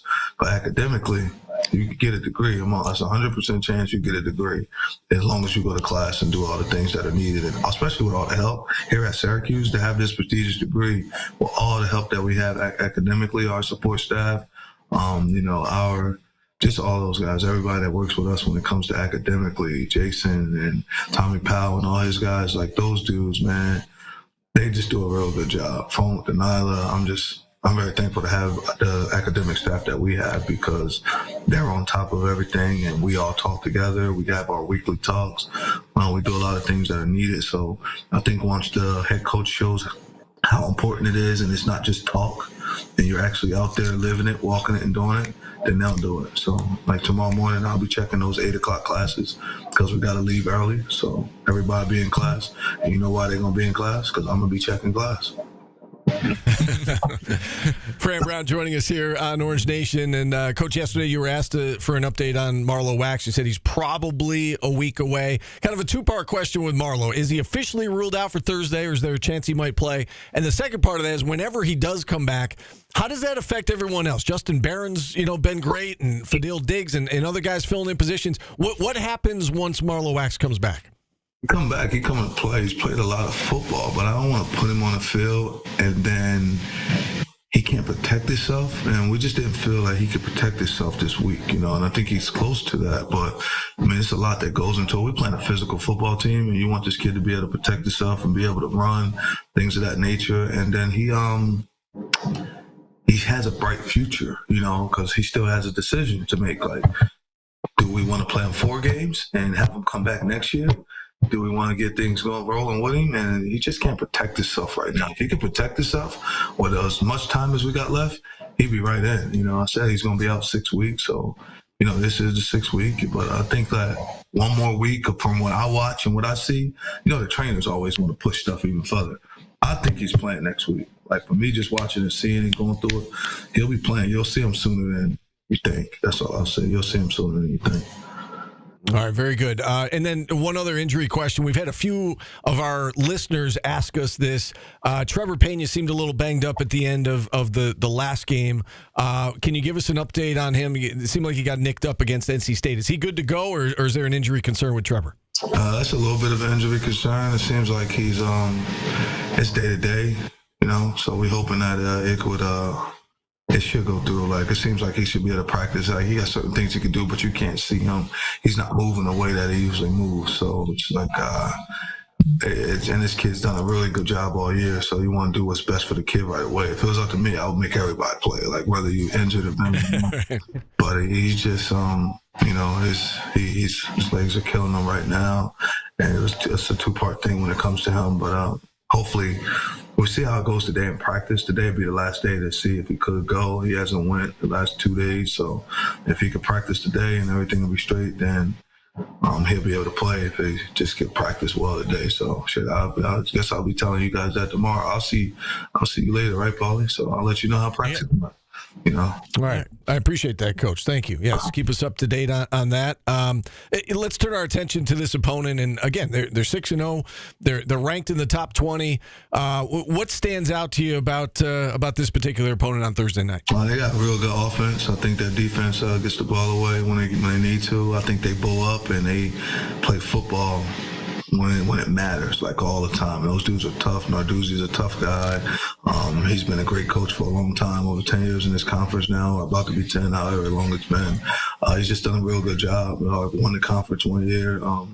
And you can see the team taking on his personality. It's a new football team, but they've already bought in. I just think they do a good job overall in all 3 phases of the game. We get an opportunity to go out and compete against those guys, so it's always fun to have a chance to go and compete against one of the top-ranked teams. These dudes are top 20. I think they rank 15, 16 in the country, something like that. These dudes are 19th in the AP, 20th in the coaches. So, yeah, they're right there. They're inside the top 20 in both polls. They're probably looking at them. They probably should be ranked even higher. They do a real good job. So we're just thankful to have the opportunity of being able to go and play against these guys. All right, last question, Coach. I know you've got responsibility, so we're going to let you go here. But and I know you know your history, and you know that Syracuse has not won in Pittsburgh since 2001. 10 straight trips to Pittsburgh. That's when I graduated high school. Right? And so it's been a while. Do you bring that up at all? I mean, obviously, most of the players have not been here. You know, most of the coaching staff has not been here. But Syracuse fans certainly know this, and they know that SU always struggles at Pittsburgh. Do you bring that up at all this week, or does that not affect you at all? Nah, that's not my business. We just focused on right now. We can't change the past anyway, so we try not to talk about negative things of that nature, because I'm pretty sure there was a lot of tough losses, down there. So we don't want to bring that up. We don't want to have that go. We're just trying to focus on now, focus on what we can do and how we can help Syracuse football. But we just focused on daily grind, man. It's a daily grind. Like, I got a chance to talk to Dwight Freeney, and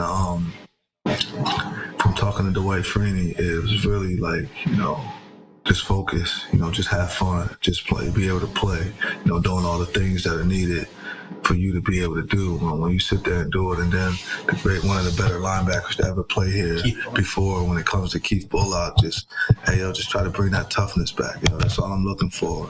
I'm not worrying about who we play, when we play them, what they rank, where they at. What I want you to be focused on is that team being a tough football team. And this isn't about like Pitt, anything like that. And so they didn't talk to me about like Pitt. When I told those guys I was taking the job and we was doing it was for us to get tougher like each week, but to focus on now. Remember history, but focus on now. So like I get a chance to talk to Keith Bullock and Dwight Freeney all the time. From a defensive perspective, they telling me that. Donovan Darris saying the same thing. So we're just trying to do the things that those guys done when they were here and try to bring that back, if that makes sense. They focused. Absolutely. They told me they focused weekly, and they just grinded weekly, and that's how they got where they are. And then when they got to the NFL, think of the names I just said from a defensive perspective, freaking Dwight Freeney, Keith Bullock, Donovan Darris, they continued to grind like they grind, just weekly focused on that opponent, and that helped them out, and they didn't go like in the past or worry about those things. Fran Brown, weekly conversation on Orange Nation with Steve and Paulie from Tuesday. So again, little outdated injury information. The winds have changed, blew quickly on that stuff, huh? Over the last 48 hours or so, good news that apparently Marlo Wax will make his return from injury for the first time since the opener tonight. And Trevor Pena, who sounded quite still in concussion protocol 2 days ago, is apparently cleared to play tonight. So, okay, good. The Marlo thing is like, all right, yeah, you work your way back, you're fighting, you're on the field. Okay, yeah. The Trevor thing, I'm left scratching my head about how that has all played out over the last couple days or so. But good news either way on the injury front for the Orange. We have not been in the business in the month of October in the last few years of reporting good news on the injury front for Syracuse in any way whatsoever. So we'll take it where we could get it. All right, let's take our final break here in our pregame coverage. When we come back, our dream outcome from Liverpool Pool and Spa. How can the Orange win it tonight? We'll tell you next here on Cuse Sports Talk and ESPN Radio. We've almost made it to kickoff, people. And I'm hungry. I'm going to eat my sandwich.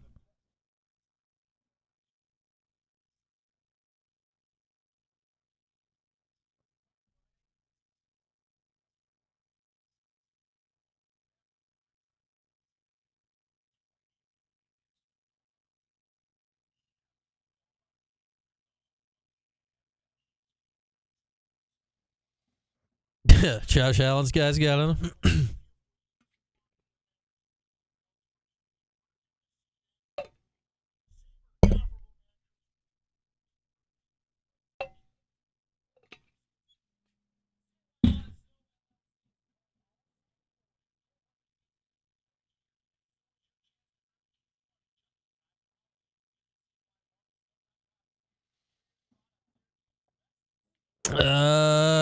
Tomorrow night, Florida guy. I believe that game is tomorrow night, but yes, I believe that's Friday.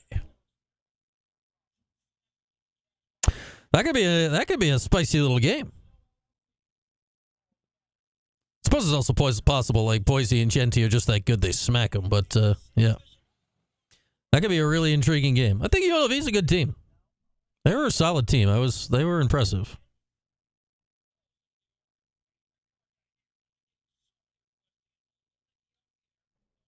Game's in Vegas, too, I believe. What time does that start? I haven't actually watched Genty play live yet. I've just seen the highlights. I wouldn't mind putting eyes on him tomorrow night. It's probably an extremely late game, though, but that's okay. 10? Ah. Maybe the first quarter.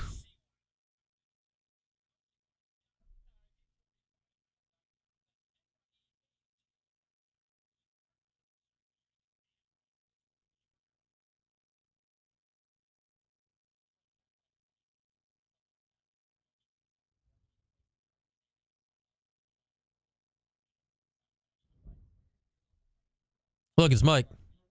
All right. Bye, Mike. See you tomorrow. Yeah, you say bye to the people. Goodbye, people.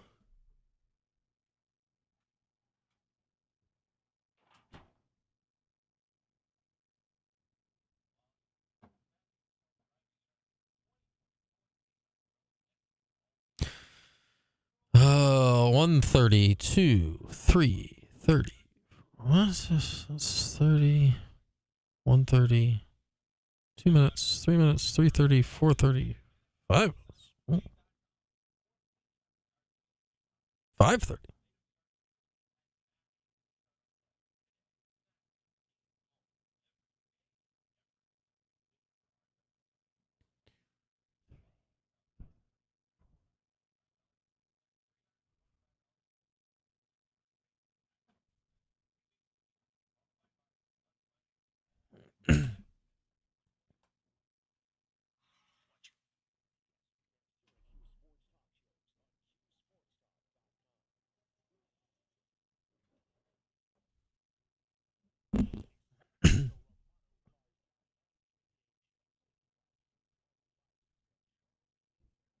Plumbing and electrical. All right, back at it. Last few minutes tonight. Brian Higgins with you. Get you ready. 7:30 kick. We're almost there. We've almost made it to this really most anticipated Cuse Pitt game that I can recall. Time now for our dream outcome tonight, brought to you by Liverpool Pool and Spas. This is not a dream outcome. This is just the outcome, because this happens every game. Kyle McCord will throw for 350 yards. Why? Are they playing football today? Yes. That's the whole checklist. Give him 350, give him 3 scores tonight. All right, dream outcome. I was prepared for a dream outcome with no Trevor Pena. I thought this was a big step-up day for Darryl Gill, so I'll be intrigued to see. Okay, Pena is back, so we're told. Is he playing full complement? Is Gill getting in there? The dream outcome is that somebody that is playing the slot position on the Orange today finds their way into the end zone. We'll see if, who, and how it'll be. And now my other dream outcome, I was worried about punts. I was worried about punt catching. Will Pena be out to field punts today? Will he field them cleanly? My dream outcome today is that we don't talk about punting tonight on the postgame show at 11-ish, that we talk zero about punting. It's either Syracuse punting or Syracuse receiving punts. Dream outcome is not a single word is uttered about frickin' punting tonight. That's the dream. I think we may see a dream running back matchup tonight. We know LaQuinn Allen, he's a tough son of a gun. He's 6th in the ACC in all-purpose yards at 117 a game. Des Reed is 1st in the ACC at all-purpose yards, 182 yards a game. He's got about 140 scrimmage yards, plus he's involved in their kick and punt return game at points as well. Both are dangerous, different players. The physicality of Allen, the quick shiftiness of Reed. I think it's going to be a very intriguing running back matchup tonight. Both are excellent pass-catching backs. The dream outcome tonight is that LeQuint keeps up with Reed, but I think that could be a very intriguing matchup in the ball game tonight. You look at the special teams, man. Ben Saul's Pitt's kicker, he's really good. He's 10 of 10. He's hit a 58-yarder this season. He's got a cannon. He's accurate. We know Syracuse's kicking game has been a mess. The dream outcome tonight is it doesn't factor in the outcome of the game. I'm sure Saul's will hit some. That's fine. The real dream outcome tonight is that touchdowns are worth more than field goals. All right, let Sauls have his field goals. Let him kick a 50-yarder. That's great. That's all well and good. The dream outcome tonight is that Pitt, they score some touchdowns and kick some field goals. The dream outcome is that Syracuse scores only touchdowns and scores a lot of them. I've got the final tonight. I got Syracuse winning this game. I think it's going to be a shootout. I think both these teams' offenses are ahead of the other team's defenses. I got Syracuse 35 and Pitt 30 tonight. But I think this is going to be yet another late fourth quarter game that is going to be exceedingly necessary for us to keep our eyes on going forward for tonight, and for you to then, because of that, stay up with us late night for postgame. Not quite as late as the last two. 11-ish? We'll reconvene somewhere in there here on ESPN Radio and on Cuse Sports Talk. You'll be there with us. We know we've been rocking the huge crowds on postgame all year long. We know you're going to be with us late. Who needs to get to work on time tomorrow? Overrated. You stay with us tonight. You stay up, and we'll break it down. We'll get your calls after the game. We'll hear from Fran Brown after the game, and we'll break it all down, however it goes tonight between Syracuse and Pittsburgh. I got the Orange in a tight one, but yet it feels like this is going to be another nail-biting experience of Syracuse football tonight. Looking forward to it. Been looking forward to this game more than I can recall. Looking forward to a Syracuse and Pitt football game. Watch it on ESPN. Listen on TK. And come back and join us after the game. And hopefully our dream outcome from Liverpool Pool and Spas, don't just dream it, live it, with Liverpool Pool and Spas, will come true tonight. All right, that's going to wrap up our pregame coverage. We'll catch you postgame right here on ESPN Radio and on QSportsTalk.com. The Sports Show with Cody Mack. Have you tried Kyle McCord's chips? He has a chip brand right now.